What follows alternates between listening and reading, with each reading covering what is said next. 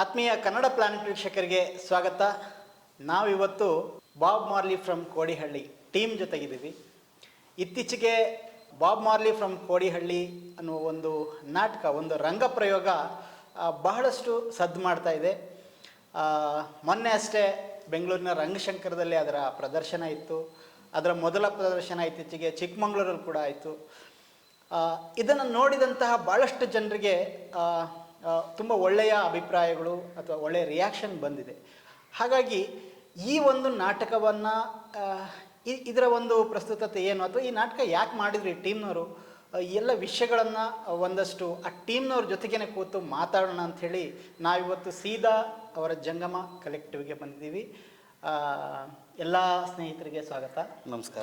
So ನಮ್ಮ ಜೊತೆಗಿದ್ದಾರೆ ನಾಟಕದ ನಿರ್ದೇಶಕರು ಲಕ್ಷ್ಮಣ್ KP, ಜೊತೆಗೆ ಭರತ್ ಡಿಂಗ್ರಿ ಈ ನಾಟಕದಲ್ಲಿ ಒಂದು ಪಾತ್ರ ವಹಿಸಿದವರು, ಹಾಗೆಯೇ ಚಂದ್ರಶೇಖರ್ K, ಇವರು ಕೂಡ ನಾಟಕದ ಪ್ರಮುಖ ಪಾತ್ರಧಾರಿ.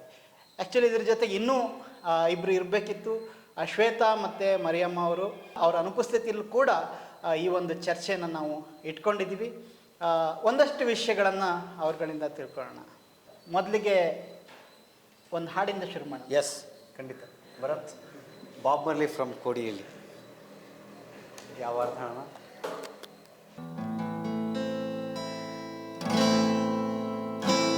ಎಲ್ಲಿ ಗಂಟ ಅವರು ಸುಪೀರಿಯರು, ಇವರು ಇನ್ಫೀರಿಯರು ಅಂತ ಇರ್ತದೋ, ಅಲ್ಲಿ ಗಂಟ ಘೋಷಣೆ ಇರ್ತದೆ, ಸಂಘರ್ಷ ಇರ್ತದೆ, ಹೋರಾಟ ಇರ್ತದೆ, ಯುದ್ಧ ಇರ್ತದೆ.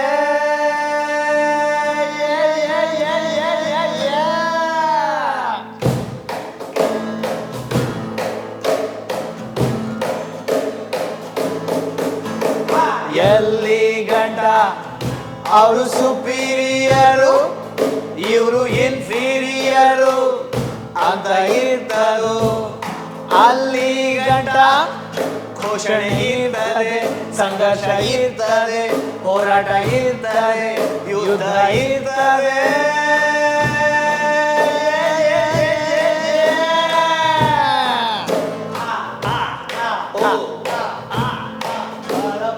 ಪದ ಪದ ಪದ ನೀದ, ಪದ ಪದ ಪದ ಪದ ಪದ ನೀದ.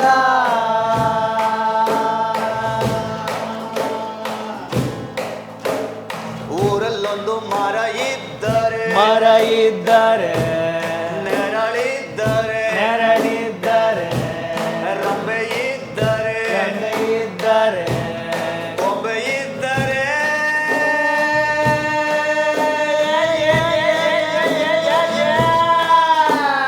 ಊರಲ್ಲೊಂದು ಮರ ಇದ್ದರೆ, ರಂಬೆ ಇದ್ದರೆ, ಗೊಂಬೆ ಇದ್ದರೆ, ನೆರಳಿದ್ದರೆ,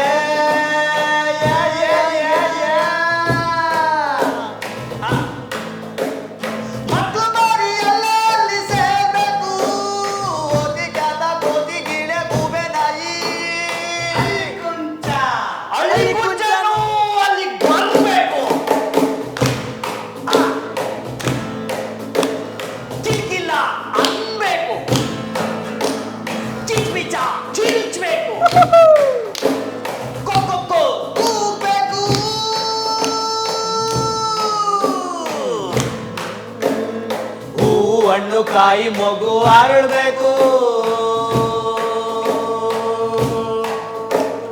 ಪದ ಪದ ಪದ ಪದ ಪದ ನೀದ, ಪದ ಪದ ಪದ ಪದ ಪದ ನೀದ.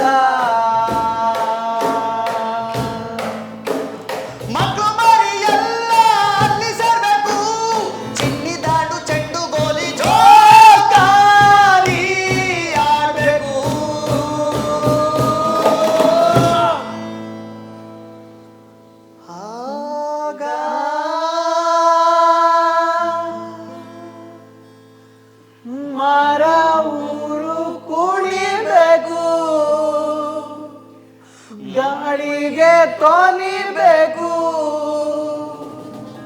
ಮನ್ಸೆಲ್ಲ ಅರಳಬೇಕು.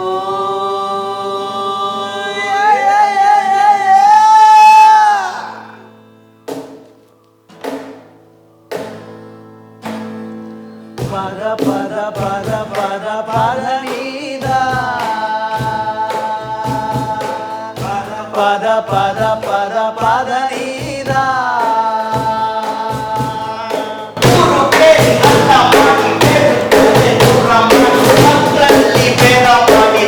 ಮಾಡಿದ್ರೆ ಮರ ನೋಡ್ತದೆ ಕಣ್ಣೀರಾಗ್ತದೆ ಏನ್ ಸ್ವಾಮಿ ಮನ್ಸಿಂಗೆ ಅನ್ಕಂಡ್ರೆ ಯಾರಿಗೊಮ್ಮನ ಓದಿ ಕ್ಯಾತ ಓದಿಗೆ ಮಕ್ಕುದ್ರೆ ನಮ್ಗೆ ಮನನ ಪದ ಪದ ಪದ ಪದ ನೀ ಮರೆ ಪದ ಪದ ಪದ ಪದ ನೀ ಮರೆ ಎಲ್ಲಿ ಗಂಟ ಒಬ್ರು ಶ್ರೇಷ್ಠ ಇನ್ನೊಬ್ರು ಕನಿಷ್ಠ ಅಂತ ಇರ್ತದೋ ಅಲ್ಲಿ ಗಂಟ ಘೋಷಣೆ ಇರ್ತದೆ ಸಂಘರ್ಷ ಇರ್ತದೆ ಹೋರಾಟ ಇರ್ತದೆ ಯುದ್ಧ ಇರ್ತದೆ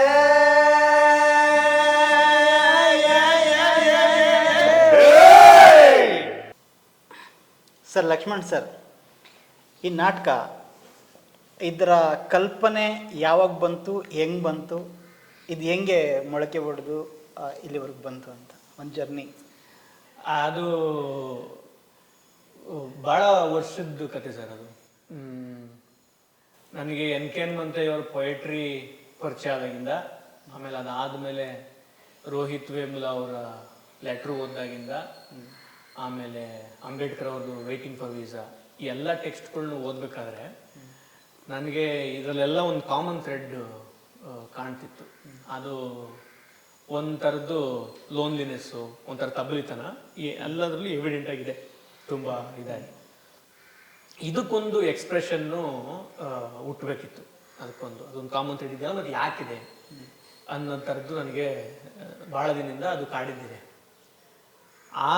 ಅದನ್ನ ಒಂದು ಹೆಂಗೆ ಬೆಳೆಸ್ತಾ ಹೋಗ್ಬೇಕು ಅಂತ ಯೋಚನೆ ಮಾಡ್ತಿದ್ದಾಗ ಚಂದ್ರುದು ಒಂದು ಕತೆ ಓದ್ದೆ ನಾನು, ಚಂದ್ರು ಬರೆದಿರೋದು.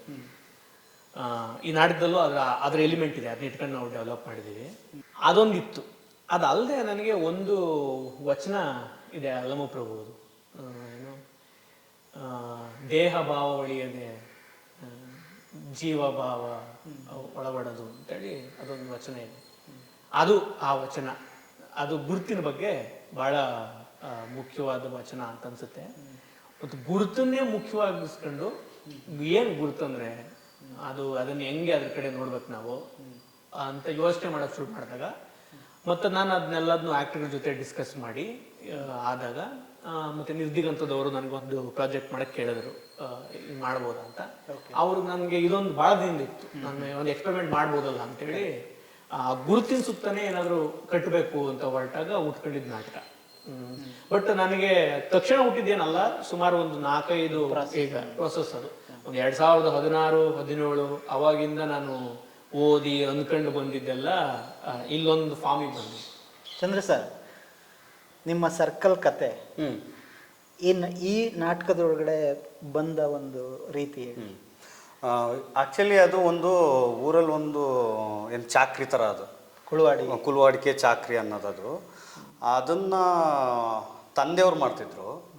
ಅದನ್ನು ಯಾವುದೋ ಒಂದು ಟೈಮಲ್ಲಿ ಸ್ಕೂಲ್ಗೆ ಹೋದಾಗ ಯಾರೋ ಒಬ್ಬರು ನನ್ನ ಮೇಲೆ ಇದೇ ಥರ ಸೀನ್ ಆಯ್ತಲ್ಲ, ಅದೇ ಥರ ಯಾರೋ ನನ್ನ ಮೇಲೆ ಬಂದು ಕರ್ಕೊಂಡೋಗಿ, ಇಲ್ಲ ನಿಮ್ಮ ಅಪ್ಪಿಲ್ಲ ನೀವು ಮಾಡು ಅಂತ ಇದು ಮಾಡಿದ್ದು. ಅದಕ್ಕೆ ನಂಗೆ ಮಾಡೋಕ್ಕೆ ಇಷ್ಟ ಇರಲಿಲ್ಲ. ಬಟ್ ಅದು ನಂಗೆ ಫೋರ್ಸ್ ಆಗಿತ್ತು ಆ ವಯಸ್ಸಲ್ಲಿ. ಆಮೇಲೆ ನನಗೆ ಈಗ ಗೊತ್ತಾಗ್ತಿದೆ, ಆವಾಗ ಚಾಕ್ಲೇಟ್ ಹಾಸ್ನೋ ಇನ್ಯಾಸ್ಗೋ ನಾವು ಹೋಗ್ತಿದ್ದು ಮಾಡ್ತಿದ್ದು. ಬಟ್ ಅದು ಈಗ ನಾನು ತಿರುಗಿ ನೋಡಿದಾಗ ಅದು ಹೌದಲ್ವಾ, ಅದು ಕೀಳಲ್ವಾ, ಚಾಕ್ಲೇಟ್ ನಾವು ಮಾಡಬಾರ್ದಾಗಿತ್ತಲ್ಲ ಅಂತ ಅದು ನನಗೆ ಈಗ ಗಮನಕ್ಕೆ ಬರ್ತಿದೆ. ಮತ್ತು ಅದು ನಾನು ಒಂದು ಟ್ಯಾಪೆ ಅಂತ ಒಂದು ಕತೆ ಬರ್ತೀನಿ. ಆ ಕಥೆನಲ್ಲಿ ಇದೆಲ್ಲ ಈ ಎಲಿಮೆಂಟ್ ಎಲ್ಲ ಇದೆ ಅದರಲ್ಲಿ. ಓಕೆ ಓಕೆ ಓಕೆ ಅದನ್ನು ಈ ನಾಟಕಕ್ಕೆ ನೀವು ಅಳವಡಿಸುವ ಒಂದು ಪ್ರಾಸೆಸ್ ನನಗೆ. ಹಾಂ, ಅಂದರೆ ನಾನು ಹೇಳಿದ್ದು, ಈಗ ಅವ್ರಿಗೊಂದು ಐಡಿಯಾ ಇತ್ತು, ಅದಕ್ಕೆ ನಿಮ್ಮ ಒಂದು ಕತೆ ಇಲ್ಲಿ ಜಾಯ್ನ್ ಆಯಿತು. ಈ ಪ್ರಾಸೆಸ್ ಬಗ್ಗೆ ನೀವು ಈ ನಾಟಕಕ್ಕೆ ಶುರು ಮಾಡಿದಾಗ ಅದನ್ನು ಏನಂದರೆ ಈ ಆ್ಯಕ್ಚುಲಿ ಇದು ನಮ್ಮ ಎಕ್ಸ್ಪೀರಿಯನ್ಸ್ಗಳ್ನ ಇಟ್ಕೊಂಡು ಕಟ್ಟಿದ ನಾಟಕ ಇದು ಯಾವುದೋ ಸ್ಕ್ರಿಪ್ಟೆಡ್ ಅಲ್ಲ ಅಥವಾ ಯಾರೋ ಬರ್ದಿದ್ದ ನಾಟಕ ಅಲ್ಲ. ನಮ್ಮ ಎಕ್ಸ್ಪೀರಿಯನ್ಸ್ಗಳು ಇಟ್ಕೊಂಡು ಕಟ್ಟಿದ ನಾಟಕ ಆದ್ದರಿಂದ ಕೆಲವು ಯಾಕಂದರೆ ಎಲ್ಲರೂ ಕಮ್ಯುನಿಟಿ ಇದ್ದವರು ಆಕ್ಟರ್ಗಳಿದ್ವಿ. ಅದರಿಂದ ಅವ್ರವ್ರ ಕತೆಗಳು ಇದಕ್ಕೆ ಇದಾಗ್ಬೋದು, ಈ ಕತೆಗೆ ಏನಾರ ಇನ್ನೇನೋ ಹೊಸ್ದಾಗಿ ಸೇರಿಸ್ಬೋದಾ ಅಥವಾ ಏನೋ ಅನುಭವ ಇದ್ದದಕ್ಕೆ ಇದಕ್ಕೆ ಹಾಕ್ಬೋದಾ ಅನ್ನೋದಕ್ಕೆ ಬೇರೆ ಬೇರೆ ಶೇರ್ ಮಾಡ್ತಾ ಹುಟ್ಟಿದ ಕತೆಗಳಿವೆಲ್ಲ. ಹುಟ್ಟಿದ ಕತೆಗಳು ಇಟ್ಕೊಂಡು ಅದು ಡೆವಲಪ್ ಮಾಡಿ ಅದು ಡ್ರಮೆಟ್ ಮಾಡಿ ಅದು ಪೀಸ್ ಮಾಡಿದೆ. ಅದೊಂದು ನಾಟಕ ಥರ ಅಭಿನಯಕ್ಕೆ ಅಳವಡಿಸಿದ್ದೀವಿ ಅದನ್ನ ಕತೆಗಳನ್ನ. ಸರ್, ಈಗ ಇವರು ಶ್ವೇತಾ ಅವರು ಈಗ ಇವ್ರ ಕತೆಗೆ ಬಂದಾಗ ಟೀಚರು ಹೊಡಿಬೇಕು, ಟೀಚರು ನೀನು ಹೋಗು ಅಂತ ಹೇಳಬೇಕು, ಅವರಿಲ್ಲ ಅಂತ ಹೇಳ್ತಾರೆ. ಅಂದರೆ ನೀವಲ್ಲಿ ಐ ಥಿಂಕ್ ಒಂದು ರೀತಿ ಎಪಿಕ್ ಥಿಯೇಟ್ರನ್ನ ಇದನ್ನು ಅಳವಡಿಸಿದಿರಿ. ಈ ಥರ ಅದು ಮಾಡಬೇಕು ಅನ್ನೋದು ಹೆಂಗೆ ಬಂತು ಸರ್? ಸರ್ ಅಲ್ಲ, ಅದು ಹೆಂಗೆ ಅಂತಂದರೆ ನಮಗೆ 3 ಕ್ಯಾರೆಕ್ಟರ್ಗಳು ನನ್ನ ತಲೆಲಿತ್ತು. ಮೊದಲೇ ನಾನು ನಾಟಕ ಮಾಡಬೇಕು ಅಂತ ಡಿಸೈಡ್ ಮಾಡಿದಾಗ ನಾನು ಬರ್ದು ಕಳಿಸಿದ್ದೆ. ಚಂದ್ರು ಪಾತ್ರ ಏನು, ಮತ್ತು ಶ್ವೇತಾ ಅವ್ರ ಪಾತ್ರ ಏನು, ಮತ್ತು ಭರತ್ ಅವ್ರ ಪಾತ್ರ ಏನು ಅಂತ ಬರೆದು ಕಳಿಸಿದ್ದೆ ನಾನು. ಹಿಂಗಿರ್ತದೆ ಅಂತ ಟ್ಯಾಪೆ ಕತೆ ಕೂಡ ಓದಿದ್ದೆ. ಆದರೆ ನಾವು ಅದನ್ನು ಪ್ರೆಸೆಂಟ್ ಮಾಡಬೇಕಾದ್ರೆ ಅದಕ್ಕೊಂದು ಪಾಲಿಟಿಕ್ಸ್ ಅಗತ್ಯ ಇರ್ತದಲ್ಲ, ಮತ್ತು ಅದ್ರ ಒಳಗಡೆಯಿಂದನೇ ಒಂದು ಕ್ವಶನ್ ಹುಟ್ಟಬೇಕಾದ್ದು ಅಗತ್ಯ ಇರ್ತದಲ್ಲ. ಆ ಥರದಕ್ಕೆ ಬೇಕಾಗಿ ಒಂದು ಎಪಿಕ್ ಥಿಯೇಟ್ರದ್ದು ಇದು. ಅದ್ರೊಳಗಡೆನೆ ಅಂದರೆ ನನಗೆ ಯಾವಾಗಲೂ ಅನ್ಸೋದು ನಾವೆಲ್ಲರೂ ರೋಲ್ ಪ್ಲೇನೇ ಮಾಡೋದು, ಬೇರೆ ಬೇರೆ ರೋಲ್ ಪ್ಲೇ ಮಾಡ್ತಿರ್ತೀವಿ. ಅದು ಅಪ್ರೆಸರ್ ಅನ್ನೋ ರೋಲೋ ಅಥವಾ ಅಪ್ರೆಸ್ಡ್ ಅನ್ನೋ ರೋಲೋ ಅಥವಾ ಇನ್ಯಾವ್ದಾವ್ದಾವ್ದೋ ರೋಲ್ಗಳನ್ನೋ ಮಾಡ್ತಿರ್ತೀವಲ್ವ. ಅದನ್ನ ಆಮೇಲೆ ರೋಲ್ ಅನ್ನೋದು ಥಿಯೇಟ್ರಲ್ಲಿ ಕೂಡ ಇಂಪಾರ್ಟೆಂಟ್. ಅದು ಸಿಕ್ಕಾಪಟ್ಟೆ ಪಾತ್ರ ಅನ್ನೋದು ಕೋರ್, ರಂಗಭೂಮಿ ಕ್ಯಾರೆಕ್ಟ್ರು ಇದು ಅನ್ನೋದು. ಹಂಗಾದ್ರೆ ರಂಗಭೂಮಿನಲ್ಲಿ ಒಂದು ಪಾತ್ರ ಇದೆ, ಸೊಸೈಟಿನಲ್ಲಿ ಒಂದು ಪಾತ್ರ ಇದೆ. ಇದರ ಕಾನ್ಫ್ಲಿಕ್ಟನ್ನ ಕಾಣಿಸ್ಬೇಕು ಅಂತ ಇತ್ತು. ನಾವು ಹೆಂಗ್ ಮಾಡೋದು ಅಂತ ಡಿವೈಸ್ ಮಾಡ್ತಿದ್ವಿ ಅದನ್ನ. ಈ ಕತೆ ಇತ್ತು, ಬಟ್ ಅದನ್ನ ಟೀಚರ್ ಆಗಿ ಬಂದ್ರೆ ಅವ್ರು ಏನ್ ಮಾಡ್ಬೋದು. ಈ ಟೀಚರ್ ಇವ್ರು ಕತೆನಲ್ಲಿ ಬರೋ ಟೀಚರ್ ನಮ್ಮ ಹತ್ರ ಇಲ್ಲ, ಆ ರೋಲ್ ಇನ್ಯಾರೋ ಮಾಡ್ತಿದ್ದಾರೆ. ಅವ್ರು ಆ ರೋಲ್ ಮಾಡಕ್ ಹೊರಟಾಗ ಅವ್ರ ಪರ್ಸ್ನಲ್ ಆಗಿರೋ ಐಡೆಂಟಿಟಿ ಅವ್ರನ್ನ ತಡೀತದಲ್ಲ, ಆ ಕಾನ್ಫ್ಲಿಕ್ಟನ್ನ ಕಾಣಿಸ್ಬೇಕು ಅಂತೇಳಿ ನಾಟಕದಲ್ಲಿ ಅದನ್ನು ತಂದ್ವಿ. ಅದು ಪ್ರಶ್ನೆ ಮಾಡಬೇಕು ಅಂತ ಆ ಕ್ಷಣಕ್ಕೆ. ಇಲ್ಲಾಂದ್ರೆ ನಮ್ಗೆ ನೋಡ್ಬಿಟ್ರೆ ಆ ಕಥೆನ ಯಥಾವತ್ತು ಹಂಗೆ ಮಾಡಿಬಿಟ್ರೆ ನಾವು ಏನಾಗುತ್ತೆ ಅಂದರೆ ನಮಗೆ ಒಂದು ಬೇಜಾರಾಗುತ್ತೆ, ಮತ್ತು ಇದು ನೋವಾಗುತ್ತೆ, ಮುಗಿದೋಗುತ್ತೆ. ಅದ್ರ ಆ್ಯಕ್ಚುಲ್ ಪ್ರಾಬ್ಲಮ್ ಏನು ಅಂತ ಗೊತ್ತಾಗಲ್ಲ. ಈಗ ಅವಳು ನಾಟಕದಲ್ಲಿ ನಾನು ಅಪ್ರೆಸರ್ ರೋಲ್ನ ಮಾಡಲ್ಲ ಅಂತ ರಿಜೆಕ್ಟ್ ಮಾಡೋದು ಒಂದು ಸ್ಟೇಟ್ಮೆಂಟ್. ಅದು ನಿಜ ಸರ್. ಬಹುಶಃ ಇದ್ರ ಭಾಳ ವಿಶೇಷತೆನೇ ಅದು ಅಂತ ನಾನು ಅನ್ಕೋತೀನಿ ಈ ನಾಟಕದ್ದು. ನೀವು ಅಂದರೆ ಈ ಥರ ಒಂದು ಎಕ್ಸ್ಪೆರಿಮೆಂಟ್ಗಳನ್ನು ಅಂದರೆ ಈ ಹಿಂದೆ ಕೂಡ ಮಾಡಿದ್ದೀರಾ, ಬಟ್ ಇದರಲ್ಲಿ ಈಗ ನೀವು ದಕ್ಲಕಥಾ ದೇವಿ ಇದು ಮಾಡಿದ ಅದು ಪ್ಯೂರ್ಲಿ ಒಂದು ಪಾಸ್ಟ್ನ ಹೇಳಿದ್ದೀರ. ನೀವು ಇದನ್ನು ಪೂರ್ತಿ ಇವತ್ತಿನ ಅನುಭವಗಳನ್ನು ಇಟ್ಕೊಂಡೇ ಇದು ಮಾಡಿದ್ದೀರಾ. ಬಟ್ ಇದರಲ್ಲೂ ಕೂಡ ಮತ್ತೆ ನೀವು ರಿಚುವಲ್ಸು, ಪಾಸ್ಟು, ಜಾನಪದ ಇದೆಲ್ಲ ಬಂದಿದೆ. ಒಟ್ಟಾಗಿ ನಾಟಕದ ಹಿನ್ನೆಲೆಯಲ್ಲಿ ನೋಡಿದಾಗ ನಮ್ಮ ಸೋಕಾಲ್ಡ್ ಕಲ್ಚರ್ನ ಅಂತ ನಾವು ಹೇಳ್ತೀವಿ, ಈ ಕಲ್ಚರ್ಗಳು ಏನು ರೋಲ್ ಪ್ಲೇ ಮಾಡುತ್ತೆ ಸರ್? ತುಂಬ ದೊಡ್ಡ ರೋಲ್ ಪ್ಲೇ ಮಾಡುತ್ತೆ ಸರ್. ಅಂದರೆ ಈ ನಾಟಕದಲ್ಲಿ ಮಿತ್ ಇದೆ, ಮೆಮೊರೀಸ್ ಇದೆ, ಮತ್ತೆ ಈ ಕಮ್ಯುನಿಟಿ ಹಿನ್ನೆಲೆಯಿಂದ ಬಂದಿರೋ ನಾಲೆಡ್ಜ್ ಇದೆ, ಇದೆಲ್ಲದೂ ಇದೆ.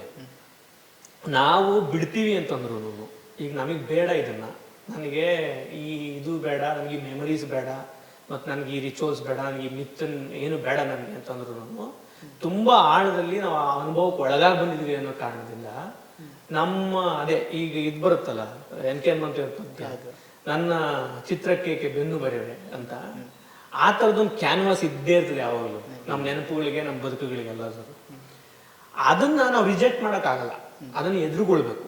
ನಮ್ಮ ಕಲ್ಚರ್ ಅಂತ ನಾವು ಏನನ್ನು ಕರಿತೀವಿ, ತಳ ಸಮುದಾಯಗಳ ಕಲ್ಚರ್ ಅಂತ ಏನು ಕರಿತೀವಿ, ಅದು ಯಾವಾಗ್ಲೂ ಟ್ರಾಮಾಗಳ ಜೊತೆಗೆ, ಅವಮಾನದ ಜೊತೆಗೇನೆ ಬೆಸ್ಕೊಂಡ್ಬಿಟ್ಟಿದೆ, ದುಃಖದ ಜೊತೆಗೆ ಬೆಸ್ಕೊಂಡಿದೆ. ಅದನ್ನ ಎದುರುಗೊಳ್ಳೋದ ಹೊರತು ಅದನ್ನ ಎದುರುಗೊಳ್ಬೇಕು, ನಾವು ನೋಡ್ಬೇಕು ಅದನ್ನ ಕಣ್ಣಿಟ್ಟು ಏನಾಗ್ತಿದೆ ಎಕ್ಸಾಕ್ಟ್ ಆಗಿ, ಅಲ್ಲಿ ಏನಾಯ್ತು ನಮ್ಗೆ ಏನದನ್ನ. ನಮ್ಗೆ ಅದಿಲ್ಲದೆ ಹೋದ್ರೆ ನಾವು ಹೀಲಿಂಗ್ ಪ್ರೋಸೆಸ್ ಕಡೆ ಹೋಗಕ್ಕಾಗಲ್ಲ. ಆ ಕಾರಣಕ್ಕೆ ನಾವು ವಾಪಸ್ ನಾವು ಯಾವುದನ್ನ ನಮ್ಮ ಕಲ್ಚರ್ ಅಂತ ಅನ್ಕೋತೀವೋ ಅದನ್ನ ದಿಟ್ಟಿಸಿ ನೋಡ್ಬೇಕು ಅಂತ ನನಗೆ ತುಂಬಾ ಅನ್ಸಿದೆ. ಆ ಥರದ ಎಕ್ಸ್ಪೆರಿಮೆಂಟ್ ಎಲ್ಲದರಲ್ಲೂ ಇದೆ, ದಕ್ಲಕಥಾದಲ್ಲಿ ಮಾಡಿದಾಗಲೂ ಇದೆ. ವಾಪಸ್ ಅದನ್ನ ರಿವರ್ಸ್ ಮಾಡೋದು, ಮತ್ತೆ ಅದನ್ನ ರೀಇಂಟರ್ಪ್ರಿಟ್ ಮಾಡಬೇಕು. ಮತ್ತೆ ಅದ್ರಲ್ಲಿ ಆಗ್ಬೇಕಾದ ಬದಲಾವಣೆಗಳನ್ನ ಈಗ ನೋಡಿದ್ರೆ ಇದೇ ನಾಟಕದಲ್ಲಿ ಈಗ ಮಾರಮ್ಮನ ಮಿತ್ ಬರುತ್ತೆ, ಮತ್ತೆ ಮಾರಮ್ಮನ ಡ್ಯಾನ್ಸ್ ಬರುತ್ತೆ, ಹಾಡುಗಳು ಬರ್ತದೆ. ಅವೆಲ್ಲವೂ ಸೆಲೆಬ್ರೇಟರಿ ಆಗಿದ್ದಾಗೂ ಅದ್ರ ಆಳದಲ್ಲಿ ಒಂದು ಅವಮಾನದ ಕತೆ, ದುಃಖದ ಕತೆ ಎಲ್ಲದೂ ಇದೆ. ಈ ಎಲ್ಲಾ ದೃಷ್ಟಿಕೋನಗಳಿಂದನೂ ಕಲ್ಚರ್ನ ನೋಡ್ಬೇಕು ಅನ್ನೋ ಒಂದು ಒತ್ತಾಯ ಅದು. ಅದು ನಿಜ ಸರ್. ಅದು ನಮಗೆ ಇವ್ರ ಕತೆಗಳು 2 ಕತೆಗಳು ಆದಮೇಲೆ ಶ್ವೇತಾ ಅವ್ರದ್ದು ಏನೋ ಕಥೆನೇ ಇಲ್ಲ ಅಂತ ಅನ್ಸಕ್ಕೆ ಶುರುವಾದಾಗ ನಿಜವಾದೊಂದು ದೊಡ್ಡ ಇದು ಓಪನ್ ಆಗ್ತೀವಿ. ಅದಕ್ಕೆ ಭರತ್, ನೀವು ದಕ್ಲಕಥಾದ ಇದರಿಂದ ಶುರು ಮಾಡಿದ್ರಿ ನಿಮ್ಮ ಜಂಗಮ ಜೊತೆಗೆ. ಇಲ್ಲಿವರೆಗೆ ನಿಮ್ಮ ಜರ್ನಿ ಹೇಳಿ, ಜಂಗಮ ಜೊತೆಗೆ. ತುಂಬ ಚೆನ್ನಾಗಿದೆ ಸರ್. ನಾನು ಬೇರೆ ಕಡೆನೂ ಕೆಲಸ ಮಾಡಿದ್ದೀನಿ, ಬೇರೆ ಬೇರೆ ತಂಡಗಳಲ್ಲಿ, ಬೇರೆ ಬೇರೆ ಇದು. ಮತ್ತು ಈ ಬೆಂಗಳೂರು ಬಂದಾದಮೇಲೆ ನನಗೆ ಅಂದರೆ ನನ್ನ ಫಸ್ಟ್ ಒಂದು ಕಂಫರ್ಟೇಬಲ್ ಆಗಿ ನನಗೆ ಟೀಮ್ ಸಿಕ್ಕಿರೋದಂದರೆ ಜಂಗಮ. ಅದರಲ್ಲಿ ಲಕ್ಷ್ಮಣನ ಜೊತೆ ಮುಂಚೆನೇ ಮಾಡಿದ್ದೆ, ಕೆಲಸ ಮಾಡಿದ್ದೆ. ಮತ್ತು ನಾನು ದೀನ ಸಂಬಂಧಿ ಕೋರ್ಸಲ್ಲಿ ಇರಬೇಕಾದ್ರೂ ಅವ್ರು ಬಂದು ನಮಗೆ ಕ್ಲಾಸ್ ಮಾಡಿದರು. ಸೊ ಅಂದರೆ ಬೇಗ ಕನೆಕ್ಟ್ ಆಯಿತು ನನಗೆ. ಬೇರೆ ತಂಡಗಳು ಅಷ್ಟು ಕನೆಕ್ಟ್ ಆಗಿಲ್ಲ, ಹೋಗ್ತಿದ್ದೆ, ಮ್ಯೂಸಿಕ್ ಮಾಡ್ತಿದ್ದೆ, ಆ್ಯಕ್ಟ್ ಮಾಡ್ತಿದ್ದೆ, ಬರ್ತಿದ್ದೆ, ಅಷ್ಟೇ ಬಿಟ್ಟರೆ. ಬಟ್ ಜಂಗಮ ನನ್ನ ಅಂದರೆ ತುಂಬ ಬೇಗ ಕನೆಕ್ಟ್ ಆಗುತ್ತೆ ಜಂಗಮಕ್ಕೆ, ಇಲ್ಲಿರೋರೆಲ್ಲ. ಈಗ ನೀವು ಮಿಂಚುಳದ್ದು ಇದೆಯಲ್ಲ, ಅದು ನಿಮ್ಮದೇ ಎಕ್ಸ್ಪೀರಿಯನ್ಸ್? ಇಲ್ಲ ಇಲ್ಲ, ನನ್ನಲ್ಲ ಎಕ್ಸ್ಪೀರಿಯನ್ಸ್. ಆಕ್ಚುಲಿ ನಾಟಕದಲ್ಲಿ ಹೆಂಗಿದೆ ಅಂದ್ರೆ ಸರ್, ಯಾರ್ಯಾರು ಯಾವ್ಯಾವ ಪಾತ್ರ ಮಾಡ್ತಾರಲ್ಲ ಅದು ಅವ್ರವ್ರದ್ದು ಎಕ್ಸ್ಪೀರಿಯನ್ಸ್ ಪೂರ್ತಿ ಅಲ್ಲ. ಅಂದ್ರೆ ಅದು ಇಲ್ಲಿಂದ ಅಲ್ಗೋಗಿದೆ, ಅಲ್ಲಿಂದ ಇಲ್ಗೋಗಿದೆ, ಅದೊಂದು ಕಲೆಕ್ಟಿವ್ ಆದ ಎಕ್ಸ್ಪೀರಿಯನ್ಸ್. ಅಂದ್ರೆ ಯಥಾವತ್ತು ಅವ್ರವ್ರ ಆತ್ಮಕಥೆ ಅವ್ರು ಹೇಳ್ತಿದ್ದಾರೆ ಅಂತಾರೆ ಇಲ್ಲ ನಾಟಕದಲ್ಲಿ, ನಮ್ಗೆ ಹಂಗೆ ಕಾಣುತ್ತೆ. ಕರೆಕ್ಟ್. ಈಗ ಚಂದ್ರು ಕತೆ ಚಂದ್ರು ಮಾಡ್ತಿದ್ದಾರೆ, ಇವ್ರ ಕತೆ ಇವ್ರು ಮಾಡ್ತಿದ್ದಾರೆ, ಶ್ವೇತಾರ್ ಕತೆ ಶ್ವೇತ ಮಾಡ್ತಿದ್ದಾರೆ ಅಂತ ಅನ್ಸುತ್ತೆ. ಬಟ್ ಹಂಗಿಲ್ಲ. ಅದು ಕಲೆಕ್ಟಿವ್ ಆಗಿ ನಾವು ಈ ಪಾತ್ರಗಳಿದಾವೆ, ನಾವೆಲ್ಲರೂ ನಮ್ಮ ಇದನ್ನ ಇವಾಗ ಫಾರ್ ಎಕ್ಸಾಂಪಲ್ ಇವು ಭರತ್ ಕಥೆನಲ್ಲಿ ಸ್ಕೂಲ್ ಇದು ಟಿವಿ ನೋಡಕ್ ಹೋಗ್ತೀವಲ್ಲ ನಾವು, ಟಿವಿ ನೋಡಕ್ ಹೋಗೋದು ಎಲ್ಲರ ಎಕ್ಸ್ಪೀರಿಯನ್ಸ್, ಎಲ್ಲರ ಎಕ್ಸ್ಪೀರಿಯನ್ಸ್ ಅದು. ಬಟ್ ಆ ಪಾತ್ರಕ್ಕೆ ಅದು ಸೇರ್ಕೊಂಡು ನಮ್ಮ ಎಕ್ಸ್ಪೀರಿಯನ್ಸ್ನ ಆ ಪಾತ್ರದ ಮೂಲಕ ಹೇಳ್ತಿದೀವಿ ಅನ್ನೋ ಥರ ಆಗಿದೆ. ಹಂಗೆಲ್ಲ ಈಗ ಚಂದ್ರು ಕಥೆನಲ್ಲಿ ಸರ್ಕಲ್ದು ಎಲ್ಲರ ಎಕ್ಸ್ಪೀರಿಯನ್ಸ್ ಅದು, ಬಟ್ ಆ ಕತೆ ಮೂಲಕ ನಮ್ಮ ಕಥೆನೂ ಹೇಳ್ತಿದೀವಿ ಅನ್ನೋದಿದೆ. ಸರ್ಕಲ್ ಅಂದ್ರೆ ಬರೀ ಸರ್ಕಲ್, ಅದು ನನ್ನ ಒಂದು ಚಾಕ್ರಿ ಸರ್ಕಲ್ ಒಂದು. ಬಟ್ ಬೇರೆ ಈಗ ನಿಮ್ಗೆ ಏನೋ ತಂಡ ಊರಲ್ಲಿ ಯಾವ್ದೋ ಒಂದು ಬೌಂಡ್ರಿ ಇರುತ್ತೆ, ಬೇರೆ ರೂಪದಲ್ಲಿ ಏನೋ ಒಂದು ಸರ್ಕಲ್ ರೂಪಕವಾಗಿ. ಈಗ ಭರತ್ತಿಂದ ಇನ್ನೊಂದು ಹಾಡು ಹೇಳ್ಸೋಣ.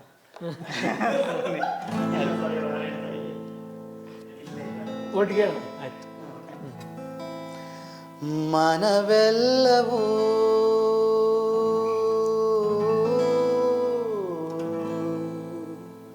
ಯಾರೋ ಹುಡುಗಿರು ಇರ್ಬೇಕು ಎದುರುಗಡೆ ಹೇಳಕ್ಕೆ.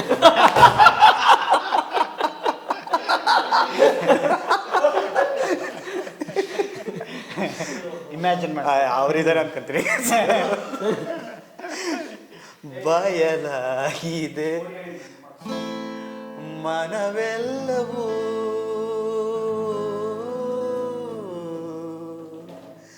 ಬಯಲಾಗಿದೆ, ಕಣ್ಣಂಚ ನೋಟವೇ ಎದೆ ಪದಕ್ಕೆ ಪೀಟಿಕೆ, ಉಸಿರೊಂದು ಕೊಳಲ ಹುಡುಕಿದೆ,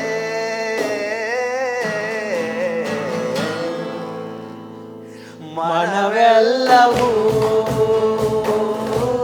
ಬಯಲಾಗಿದೆ,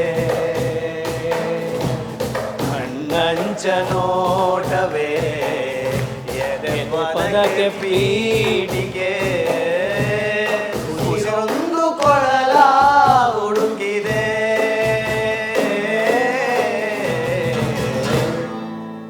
ಪ್ರೀತಿ ಪರಿಚಯದೆಯಲ್ಲಿ ತೇಲಿ ತೇರು ರಂಗೋಲಿ, ಎದೆ ತಮಟೆ ಗಸ್ತಿಗೆ ನಿನ್ನ ನೋಟ ಮಾತಿಗೆ, ಎದೆ ಕೋಡಿ ಹರಿದು ಹಾಡಿದೆ,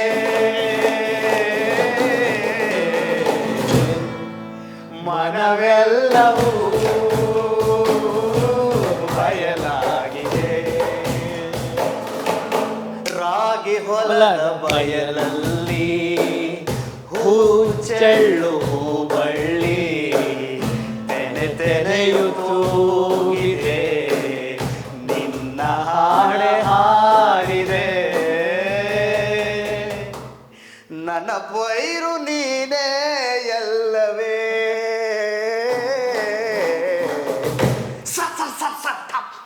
ಮನವೆಲ್ಲವೂ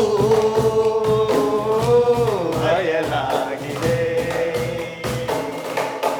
ಕೋಡಿಹಳ್ಳಿ ಬೀದಿಯಲ್ಲಿ ನೀ ನಡೆವ ದಾರಿಯಲ್ಲಿ ನಾ ನಡೆಯಲಾರೆನು, ನಿನ್ನ ಮುಟ್ಟಲಾರೆನು. ನನ್ನ ಜಾಗ ಬೇರೆ ಎಲ್ಲವೇ, ಮನವೆಲ್ಲವೂ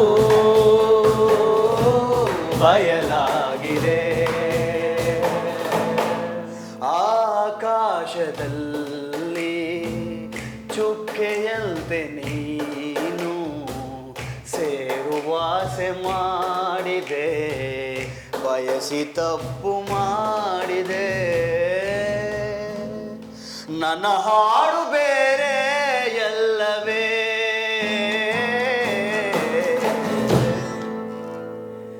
ನನ್ನ ಹಾಡು ಬೇರೆ ಎಲ್ಲವೇ. ತುಂಬ ಫೀಲ್ ಆಗುತ್ತೆ ಈಗ. ಇದು ಲಕ್ಷ್ಮಣ್ ಹಾಡು ಬರೆದು 2014ರಲ್ಲಿ. ಅವಾಗ ನೀನಾಸಂ ತಿರುಗಾಡ್ತಲೇ ಇದ್ದು, ಅವಾಗ ಹಾಡು ಬರೆದಿದ್ದು. ಈಗ ಸ್ವಲ್ಪ ಲಿರಿಕ್ಸ್ ಚೇಂಜ್ ಮಾಡಿದ್ದೀವಿ. ಪುರುಷೋತ್ತಮ ಮತ್ತು ಪೂರ್ವಿ ಸೇರ್ಕೊಂಡು ಟೂನ್ ಮಾಡಿದ್ವಿ. ಹಾಡುಗಳು ಆ್ಯಕ್ಚುಲಿ ತುಂಬ ಅದ್ಭುತವಾಗಿ ಇದರಲ್ಲಿ. ಇದು ಫಿಲ್ಮ್ಯಾಟಿಕ್ ಆಗಿರ್ಬೇಕು ಅಂತಲೇ ಬರ್ದಿದ್ದು ಸರ್. ಅಂದರೆ ತುಂಬ ಫಿಲ್ಮಿ ಆಗಿರ್ಬೇಕು ಈ ಹಾಡು ಅಂತೇಳಿ. ಈಗ ನೀವು ಹಾಡು ಕೇಳಿದ್ರೆ ಇದು ಆ ಕ್ಯಾರೆಕ್ಟರ್ಗೋಸ್ಕರನೇ ಬರ್ದಿದ್ದು ಅದು. ಅಂದರೆ ಪಕ್ಕ ಇನ್ನು ಫಿಲ್ಮ್ ಹಾಡು ಕೇಳ್ದಂಗೆ ಆಗುತ್ತೆ. ಅವನು ಹಾಡುಗಾರ ಆಗಬೇಕು ಅಂತ ಅಂದ್ಕೊಂಡಿರ್ತಾನಲ್ಲ, ಆ ಕ್ಯಾರೆಕ್ಟರ್ಗೆ ಬೇಕಾಗಿ ಫಿಲ್ಮಿ ಆಗಿರ್ಬೇಕು ಅಂತಲೇ ಮಾಡಿದ್ದ ಹಾಡಿದ್ದು. ಸರ್, ಈಗ ಈ ನಾಟಕದ ಕೋರ್ ಥೀಮ್ ಏನಿದೆ ಅಂದರೆ, ಈಗ ದಲಿತ ಸಮುದಾಯದ ಅವರು ಹಳ್ಳಿಯಿಂದ ಎಸ್ಕೇಪ್ ಆಗಿ ಬರುವಂಥ ಒಂದು, ಅಥವಾ ನಗರ ನಮಗೇನೋ ಲಿಬ್ರೇಷನ್ ಅನ್ನೋ ಕೊಡುತ್ತೆ ಅನ್ನೋ ಒಂದು ತಿಳುವಳಿಕೆಯಿಂದನೇ ಬರುವಂಥದ್ದು. ಬಟ್ ಇಲ್ಲಿ ಬರುವಂಥ ಇನ್ನೂ ಕನ್ಸಾಲ್ಡೇಟ್ ಆಗಿರೋಂಥ ಜಾತಿ ವ್ಯವಸ್ಥೆಯನ್ನು ನೀವು ಇದರಲ್ಲಿ ತೋರ್ಸಕ್ಕೆ ಹೊರಟಿದ್ದೀರ. ಇದು ಈಗ ನೋಡಿದಾಗ, ಅಂದರೆ ಸುಮ್ಮನೆ ನಾನು ರೆಸ್ಪಾನ್ಸ್ಗಳೆಲ್ಲ ನೋಡಿದಾಗ, ಕಾಮೆಂಟ್ಗಳು ಅದೆಲ್ಲ ಬಂದಾಗ, ಆ ಕ್ಯಾರೆಕ್ಟರ್ಗಳ ಕಷ್ಟನ ಚರ್ಚೆ ಮಾಡ್ತಾರೆ. ಬಟ್ ಚರ್ಚೆ ಆಗಬೇಕಾಗಿರೋದೇನು ಇಡೀ ಸಮುದಾಯದ ಅದನ್ನ ಅಲ್ಲಿ ನಡೆಸ್ಕೊಳಕ್ಕೆ, ಆ ಮನಸ್ಥಿತಿಗಳ ಬಗ್ಗೆ, ನಗರದ ಮನಸ್ಥಿತಿಗಳ ಬಗ್ಗೆ, ಇದ್ರ ಬಗ್ಗೆ ಒಂದು ಡಿಸ್ಕೋರ್ಸ್, ಚರ್ಚೆಗಳು ಇಂಥ ನಾಟಕ ಅದಕ್ಕೆ ಯಾಕೆ ಆಗಲ್ಲ ಅಂತ ಗೊತ್ತಿಲ್ಲ ಸರ್. ಅಂದರೆ ನನಗನ್ಸೋದು ಆ್ಯಕ್ಚುಲಿ ಆಗ್ಬೇಕದು. ಈಗ ನೋಡಿ, ನಾವು ಯಾವಾಗಲೂ ಜಾತಿನ ಒಂದು ಫಿಲಾಸಫಿಕಲ್ ಕ್ವಶನ್ ಆಗಿ ಅಡ್ರೆಸ್ ಮಾಡ್ತೀವಿ, ಸಿಕ್ಕಾಬಿಟ್ಟೆ ತಾತ್ವಿಕ ಪ್ರಶ್ನೆಯಾಗಿ ಅಡ್ರೆಸ್ ಮಾಡ್ತೀವಿ. ನಾವು ನಿಜವಾಗ್ಲೂ ಅಡ್ರೆಸ್ ಮಾಡಬೇಕಾದ್ರು ಡೇ ಟು ಡೇ ಕ್ವಶನ್ ಆಗಿ. ನನಗೆ ದಿನನಿತ್ಯದಲ್ಲಿ ನಾನು ಹೋಗಿ ನಿಂತ್ಕೊಳ್ಳೋ ಕಡೆ, ನನ್ನ ಮಾತಾಡಿಸ್ಬೇಕಾರೆ, ಅಥವಾ ನಮ್ಗೆ ಊಟ ಕೊಡ್ಬೇಕಾದ್ರೆ, ಮನೆ ಕೇಳಬೇಕಾದ್ರೆ, ಅಥವಾ ನಾವು ಯಾರನ್ನ ಲವ್ ಮಾಡ್ತೀವಿ, ಅಥವಾ ಯಾರ ಜೊತೆ ಹೆಚ್ಚು ಬೆರಿತೀವಿ, ಈ ಥರ ಕಾಂಟೆಕ್ಸ್ಟಲ್ಲಿ ಜಾತಿ ಆಪ್ರೇಟ್ ಮಾಡ್ತಿರ್ತಲ್ಲ, ಈ ಪ್ರಶ್ನೆಗಳು ಮುನ್ನೆಲೆ ಬರಬೇಕು. ಯಾಕೆಂದರೆ ತಾತ್ವಿಕವಾಗಿ ಯಾರು ಎಷ್ಟು ಸಿಕ್ಕಾಪಟ್ಟೆ ಮಾತಾಡ್ತಾರೆ, ಅದನ್ನು ಹೆಂಗೆ ಸೆಗ್ರಿಗೇಟ್ ಆಗಿದೆ, ನಾವು ಎಲ್ಲಿಂದ ಶುರು ಮಾಡ್ತೀವಿ, ಅದೆಲ್ಲದ್ರ ಬಗ್ಗೆ ನಾವು ಮಾಡ್ತಾರೆ. ಮತ್ತು ಇವತ್ತಿನ ನಮ್ಮ ಮೇಲೆ ಹೆಂಗೆ ಅಫೆಕ್ಟ್ ಆಗ್ತಿದೆ, ಎಲ್ರಿಗೂ ಅದು ಎಕ್ಸ್ಪೀರಿಯನ್ಸ್ ಆಗಿರುತ್ತೆ. ಅದ್ರ ಬಗ್ಗೆ ಅದು ಆ್ಯಕ್ಚುಲಿ ನಾಟಕ ಹೇಳ್ತಿರೋದೇ ಅದನ್ನು. ಯಾಕೆ ನಾವು ಕನ್ಸೀಲ್ ಮಾಡ್ತೀವಿ, ಅದನ್ನ ಮುಚ್ಚಿಡ್ತಿದ್ದೀವಿ. ಯಾಕೆ ಈ ತನಕ ನಮಗೆ ವೆಜಿಟೇರಿಯನ್, ನಾನ್ ವೆಜಿಟೇರಿಯನ್ ಇದು ಬರುತ್ತಲ್ಲ, ಅದ್ರ ಬಗ್ಗೆ ನಾವು ನಾಟಕನೇ ಯಾಕೆ ಮಾಡಿಲ್ಲ? ಈ ರೀತಿ ಬೇಸಿಕ್ ಪ್ರಶ್ನೆಗಳನ್ನ ಬಹುಶಃ ಇನ್ನೂ ಧೈರ್ಯ ಸಾಲದೇನೋ, ಇನ್ನೂ ಧೈರ್ಯ ಸಾಕಾಗ್ತಿಲ್ವೇನೋ, ಅಥವಾ ಮೂಜುಗಾರನೇನೋ, ಅಥವಾ ಅದ್ರ ಬಗ್ಗೆ ನಾವು ಮಾತಾಡೋದ್ರ ಮೂಲಕ ನಮ್ಮ ಗುರುತುಗಳು ಬಿಚ್ಕೊಳ್ತವೆ ಅನ್ನೋ ಭಯನೇನೋ, ಈ ಥರದ್ದೆಲ್ಲ ಇದು ಇರ್ಬೋದು ಸಂಕೀರ್ಣತೆಗಳು. ನನ್ಗನ್ಸಿದೆ ಅಂದರೆ ಸರ್, ನಾನು ಇದುವರೆಗೆ ನಾಟಕದ ಆಸಕ್ತನಾಗಿ ಸುಮಾರು ನೋಡಿ, ಈ ಎಲ್ಲ ಥರದ ನಾಟಕನೂ, ಇನ್ಫ್ಯಾಕ್ಟ್ ಅಸ್ಪೃಶ್ಯತೆ ಬಗ್ಗೆ ನಾಟಕಗಳು ನೋಡಿದ್ದೀವಿ ನಾವು, ಉಚ್ಚಾಲ್ಯದಂಥ ನಾಟಕಗಳು ಇಲ್ಲಿ ಮಾಡ್ತೀವಿ, ಎಲ್ಲ ಮಾಡಿದರೂ ಕೂಡ ರಿಯಲಿಸ್ಟಿಕ್ ಆಗಿ ಆ ಪಾತ್ರಗಳ ಜೊತೆಗೆ ಒಂದು ಈ ಥರ ಕತೆ ಇಟ್ಕೊಂಡು, ಬಹುಶಃ ಇದೇನೆ ಅಂದರೆ ಇವತ್ತಿನ ರಿಯಲಿಸ್ಟಿಕ್ ಅನ್ನೋದ್ರ ಜೊತೆಗೆ ಇವತ್ತಿನ ಜ್ವಲಂತ ವಾಟ್ ಈಸ್ ಹ್ಯಾಪನಿಂಗ್ ನೌ ಅಂತಿದೆಲ್ಲ, ಅದನ್ನ ಇಟ್ಕೊಂಡು what is happening now here ಅಂತ, ಆ ಥರ ಒಂದು ಇದು ಮಾಡಿದಂಥ ಬಹುಶಃ ಮೊದಲನೇ ನಾಟಕ ಅಂತ ನಾನು ಅನ್ಕೋತೀನಿ. ಹಾಗಾಗಿ ನಿಮಗೆ ಈ ಟೀಮ್ಗೆ ಅಭಿನಂದನೆಗಳು ಸಲ್ಲಿಸಕ್ಕೆ ಇಷ್ಟಪಡ್ತೀನಿ. ಈಗ ಅದ್ರ ಜೊತೆಗೆ ಈಗ ಇನ್ನೊಂದಿದೆ. ಈಗ ನಗರಗಳು ಅಂತಂದಾಗ ಆ ದಲಿತ ಸಮುದಾಯಗಳಿಗೆ ಒಂದು ಮಟ್ಟದಲ್ಲಿ ಲಿಬ್ರೇಷನ್ ನೀಡಿರೋದು ಕೂಡ ನಿಜನೇ. ಈಗ ಅಂಬೇಡ್ಕರ್ ಯಾಕೆ ಗಾಂಧಿಯವರ ಗ್ರಾಮ ಸ್ವರಾಜ್ಯ ಇದನ್ನ ವಿರೋಧಿಸ್ತಾರೆ ಅಂತ ಹೇಳಿದ್ರೆ, ಗ್ರಾಮ ಸ್ವರಾಜ್ಯ ಅಂದ ತಕ್ಷಣ ಅಲ್ಲಿ ಮತ್ತೆ ನಿಮ್ಗೆ ಅಲ್ಲಿ ಯಾರು ಹಿಡಿತ ಇಟ್ಕೊಂಡಿರ್ತಾರೆ, ಅಲ್ಲಿನ ಫ್ಯೂಡಲ್ ರಿಲೇಷನ್ಶಿಪ್ ಬಗ್ಗೆ ಅವರು ಪ್ರಶ್ನೆ ಮಾಡ್ತಾರೆ. ಹಂಗಾಗಿ ಅವರ ಒತ್ತು ಯಾವಾಗಲೂ ಅರ್ಬನೈಸೇಷನ್ ಕಡೆ ಇತ್ತು. ಸರ್, ನೀವೀಗ ಬೇರೆ ಬೇರೆ ದೇಶಗಳಿಗೆಲ್ಲ ಓಡಾಡಿದ್ದೀರ, ಅಂದರೆ ನಿಮ್ಗೆ ಹೆಚ್ಚು ಎಕ್ಸ್ಪೋಜರ್ ಇದೆ ಈ ವಿಷಯದಲ್ಲಿ, ಅಥವಾ ನೀವು ಒಬ್ಬ ರಂಗ ನಟನಾಗಿ ಕೂಡ ನೀವು ಅದರಿಂದ ಅಂದರೆ ನೀವು ಕೂಡ ಒಂದು ಸಣ್ಣ ಹಳ್ಳಿಯಿಂದ ಬಂದು ಹೊರಗಡೆಗೆ ಅರ್ಬನೈಸೇಷನ್ ಪ್ರಕ್ರಿಯೆಯಲ್ಲಿ ಇರುವಂಥವ್ರು. ನಿಮಗೆ ಇದು ಹೆಂಗೆ, ಏನನ್ಸುತ್ತೆ ಇದ್ರ ಬಗ್ಗೆ? ನಾನು 2016ರಿಂದ ಬೇರೆ ಬೇರೆ ದೇಶಗಳು ಓಡಾಡೋಕೆ ಶುರು ಮಾಡಿದೆ. ಅಂದರೆ ನಾನು ಈಗ ಇದುವರೆಗೂ ಮಾಡಿರೋ ನಾಟಕಗಳಲ್ಲಿ ನಾನು ಹೆಚ್ಚು ಕಮ್ಮಿ ನನ್ನ ಕತೆಗಳನ್ನೇ ಮಾಡಿರೋದು. ಅಂದರೆ ನಾನು ಡೈರೆಕ್ಟ್ ಜೊತೆ ಒಂದು ವಾಟರ್ ಸ್ಟೇಷನ್ ಮಾಡಿದ್ದು ಓಟೋ ಶೋಗ ಅವ್ರದ್ದು, ಅದು ಬೇರೆ ಜಪಾನ್ದೊಂದು ರೈಟ್ರ್ ಕತೆ. ಅದು ಬಿಟ್ಟರೆ ನಾನು ಕ್ರಿಮಿನಲ್ ಟ್ರೈಬ್ಸ್ ಆ್ಯಕ್ಟ್ ಉಚ್ಚಲ್ಯ ನೀವಾಗಲೇ ಹೇಳಿದ್ರಲ್ಲ, ಅದನ್ನು ಉಚ್ಚಲ್ಯ ಮಾಡ್ತಾ ಏನಾಯಿತು, ನನ್ನ ಡೈರೆಕ್ಟರ್ ಜೊತೆ ಡಿಸ್ಕಸ್ ಮಾಡ್ತಾ, ಇದು ನನ್ನ ಕತೆಗಳನ್ನ ನನ್ನ ಕತೆಗೆ ಹತ್ರ ಇದೆಯಲ್ಲ, ಇದು ಸ್ಕ್ರಿಪ್ಟು ಲಕ್ಷ್ಮಣ್ ಗಾಯಕ್ವಾಡ್ ನನ್ನ ಕತೆಗೆ ಹತ್ರ ಇದೆಯಲ್ಲ ನಾನು ಕತೆ ಹೇಳ್ತಾ ನಿಂದೆ ಕತೆ ಮಾಡಿರಿ ಹೆಂಗೆ ಅಂತ ಅವ್ರು ಪೂರ್ತಿ ಸ್ಕ್ರಿಪ್ಟ್ ನಾನೇ ನನ್ನ ಕತೆಗಳ್ನ ಇಟ್ಕೊಂಡು ನನ್ನ ಆತ್ಮಕತೆ ಥರನೇ ಆಗಿ ಅದು ಬೇರೆ ಕಡೆ ಅದು ತುಂಬ ಟ್ರಾವೆಲ್ ಮಾಡಿದ್ರು. ಅಂದರೆ ಅದು ಯಾಕೆ ಅಷ್ಟು ಟ್ರಾವೆಲ್ ಆಯಿತು ಅಂದರೆ, ಅದು ಸ್ವಿಟ್ಜರ್ಲ್ಯಾಂಡ್ ಮಾಡಿದ್ರು, ಜರ್ಮನಿ 2 ಸರಿ ಹೋಗಿ ಬಂದೆ, ಜಪಾನ್ ಒಂದು 5-6 ಸರಿ ಹೋಗಿ ಬಂದೆ, ಲೆಬನಾನು, ಆಮೇಲೆ ಬೇರೆ ಬೇರೆ ಕಡೆ ಶೋ ಮಾಡಿದ್ವಿ, ಆಫ್ರಿಕಾ ಹೋಯ್ದೆ, ದಕ್ಷಿಣ ಆಫ್ರಿಕಾ ಎಲ್ಲ ಹೋಗಿ ಶೋ ಮಾಡಿದ್ವಿ. ಯಾಕಷ್ಟು ಟ್ರಾವೆಲ್ ಆಯಿತು ಅಂದರೆ, ಆಮೇಲೆ ಈ ದಲಿತ್ ಕಂಟೆಂಟ್ ಅನ್ನೋದಿದೆಯಲ್ಲ ಅದು ತುಂಬ ಮಾರ್ಕೆಟಿಂಗ್ ಇದೆ. ಅಂದರೆ ಬೇರೆ ಯಾರೋ ಅದನ್ನು ತುಂಬ ಜನ ನೋಡ್ತಾರೆ ಇದನ್ನ. ಆಮೇಲೆ ಇದರಲ್ಲಿ ಒಂದು ಜಾತೀಯತೆ ಇದೆ, ಆಮೇಲೆ ಬ್ಲ್ಯಾಕ್ಸು, ಆಮೇಲೆ ಒಂದು ಬೇರೆ ನಮ್ಮ ಕತೆಗಳಲ್ಲಿ ಬೇರೆ ಥರದ್ದಿದೆ. ಯಾವುದೋ ಒಂದು ಮಾಡ್ರನ್ ಆಗಿರೋದು ಏನು ವಿಷಯಗಳಿರಲ್ಲ, ಫ್ಯಾಂಟಸಿ ಇರಲ್ಲ, ರಿಯಾಲಿಟಿ ಇರುತ್ತೆ ಇದರಲ್ಲಿ. ಆಮೇಲೆ ನಮ್ಮ ಕಷ್ಟಗಳು ನೇರವಾಗಿ ಹೇಳ್ಕೊಂತೀವಿ, ಆ ಥರದ ಕತೆಗಳು. ಆಮೇಲೆ ತುಂಬ ಜನ ನೋಡ್ತಾರೆ, ಅದ್ರ ಬಗ್ಗೆ ಮಾತಾಡ್ತಾರೆ. ಆಮೇಲೆ ಇದೊಂದು ಮಾರ್ಕೆಟಿಂಗ್ ಜಾಸ್ತಿ ಇದೆ ಇಂಟರ್ನ್ಯಾಷನಲ್ ಲೆವೆಲಲ್ಲಿ ಕಂಟೆಂಟ್ಗೆ. ಹಾಂ, ನಿಮ್ಮ ಎಕ್ಸ್ಪೀರಿಯನ್ಸ್ ಏನು? ನಾನು ಹೇಳೋದು ಪರ್ಸ್ನಲಿ, ನೀವು ಈ ಪ್ರಾಸೆಸ್ಸಲ್ಲಿ ನೀವು ಹೆಂಗೆ ಓಪನ್ ಅಪ್ ಆಯಿತು ಅಂತ. ಯಾವ ಪ್ರಾಸೆಸ್ ನಂಗೆ ಗೊತ್ತಾಗ್ತಿಲ್ಲ. ಅಂದರೆ ಊರಿಂದ ಹೋಗಿ ಬೇರೆ ನಾಟಕ ಮಾಡ್ತಾ ಏನು ಅನ್ಸಕ್ಕೆ ಶುರುವಾಯಿತು ಅಂತ. ಈಗ ನೀವು ಇಂಟರ್ನ್ಯಾಷನಲ್ ಲೆವೆಲ್ ಒಬ್ಬ ಆರ್ಟಿಸ್ಟ್ ಆಯಿತಾ, ನೀವು ನಿಮ್ಮ ಊರಲ್ಲೇನು ಅದನ್ನು ನಾನು ಕೇಳಿ. ಈಗೇನು ಇಲ್ಲ, ಹಂಗೆ ಅಷ್ಟೇ. ಅದಕ್ಕೆ ನನಗೆ ಹೇಳಕ್ಕೆ ಗೊತ್ತಾಗ್ತಿಲ್ಲ ಏನು ಹೇಳೋದು ಅಂತ. ಏನಿಲ್ಲ, ಮೊದಲು ಇದ್ದೆ ಸರ್, ಅದಾದಮೇಲೆ ಎಲ್ಲೋ ಬೇರೆ ಕಡೆಗೆ ಥಿಯೇಟ್ರ್ ಕಲಿಯೋಕ್ಕೆ ಹೋದೆ. ಅದಾಗಿ ಒಂದು 6 ವರ್ಷ ಗ್ಯಾಪ್ ಆದ್ಮೇಲೆ ಮತ್ತೊಂದು ದಿವಸ ಊರಿಗೆ ಹೋದೆ. ಊರಿಗೆ ಹೋದ್ಮೇಲೆ ಒಂದು ಘಟನೆ ಆಯಿತು. ನನ್ನ ಫ್ರೆಂಡ್ ತುಂಬ ಕ್ಲೋಸ್ ಫ್ರೆಂಡು, ಅವನು ST ಕಮ್ಯುನಿಟಿ, ನಾನು ತುಂಬ ಕ್ಲೋಸ್ ಫ್ರೆಂಡು. ನನಗೆ ಅಷ್ಟೊತ್ತಿಗೆ ನನಗೆ ಒಂದು ಸ್ವಲ್ಪ ಎಕ್ಸ್ಪೋಸ್ ಆಗಿದ್ದೆ. ನಾನು ಈ TV ನಲ್ಲೆಲ್ಲ ಕಾಣಿಸ್ಕೊಂತಿದ್ದೆ, ಸೀರಿಯಲಲ್ಲಿ ಕಾಣಿಸ್ಕೊಂತಿದ್ದೆ, ಆಮೇಲೆ ಪೇಪರ್ ನ್ಯೂಸ್ ಇತ್ತು ನಂದು, ಅಲ್ಲೆಲ್ಲ ಕಾಣಿಸಿದ್ದೆ. ನಮ್ಮೂರಲ್ಲಿ ನನಗೆ ಆಮೇಲೆ ಒಂದು ಸ್ವಲ್ಪ ಕಾರಲ್ಲಿ ಓಡಾಡೋಕ್ಕೆ ಶುರು ಮಾಡಿದೆ, ಬಸ್ಸಲ್ಲಿ ಹೋಗ್ತಿರಲಿಲ್ಲ. ಒಂದು ಸ್ವಲ್ಪ ಡಿಗ್ನಿಟಿ ಮೇಂಟೈನ್ ಮಾಡಬೇಕು ಅನ್ನೋ ಒಂದು ಕಾರಣಕ್ಕೆ ಕಾರ್ ತಗೊಂಡೆ. 17 ಕಾರಲ್ಲೆಲ್ಲ ಓಡಾಡೋಕೆ ಶುರು, ಸ್ಕೋಡಾ ಕಾರ್ ತಗೊಂಡು ಓಡಾಡೋಕೆ ಶುರು ಮಾಡಿದೆ. ನೋಡೋರು ಏನೋ ಕಾರಲ್ಲಿ ಬರ್ತಾವನಲ್ಲ ಅಂತ ಅನ್ನೋರು. ಬಟ್ ಆದರೆ ಯಾರು ಮನೆ ಒಳಗೆ ಕರೆದು ಕೂರ್ಸೋದಾಗಲಿ ಅಥವಾ ಒಳಗಡೆ ಲೋಟದಲ್ಲಿ ನೀರು ತಂದು ಕೊಡೋದಾಗಲಿ ಆ ಥರದ್ದು ಯಾವುದೂ ಮಾಡಿಲ್ಲ. ಏನೋ ಬಂದವನೇ ಹೋಗ್ತಾನೆ ಅನ್ನೋದು ಬಿಟ್ಟರೆ ಅಂಥದ್ದೇನು ಮಾಡಿಲ್ಲ. ಆಮೇಲೆ ಅವ್ನು ನನ್ನ ಫ್ರೆಂಡ್ ಇದ್ದನು, ಬಾರ ಕಾಫಿ ಕುಡಿವೆ ಅಂತ ಡೈಲಿ ಅವ್ರು ಮಾತಾಡ್ತಿದ್ದೆ, ಬಟ್ ಯಾವಾಗಲೂ ಹೊರಗಡೆ ಇರ್ತಿದ್ದೆ.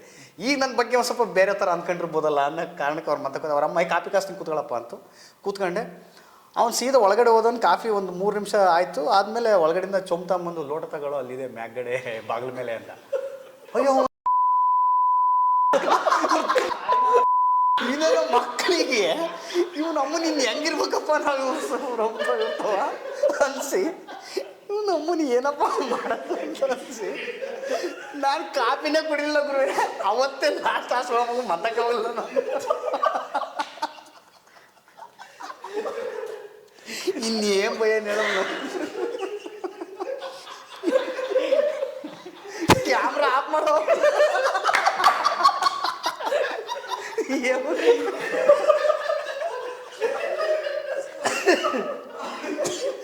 ಸರ್, ಇದು ಎಡಿಟ್ ಮಾಡಿ.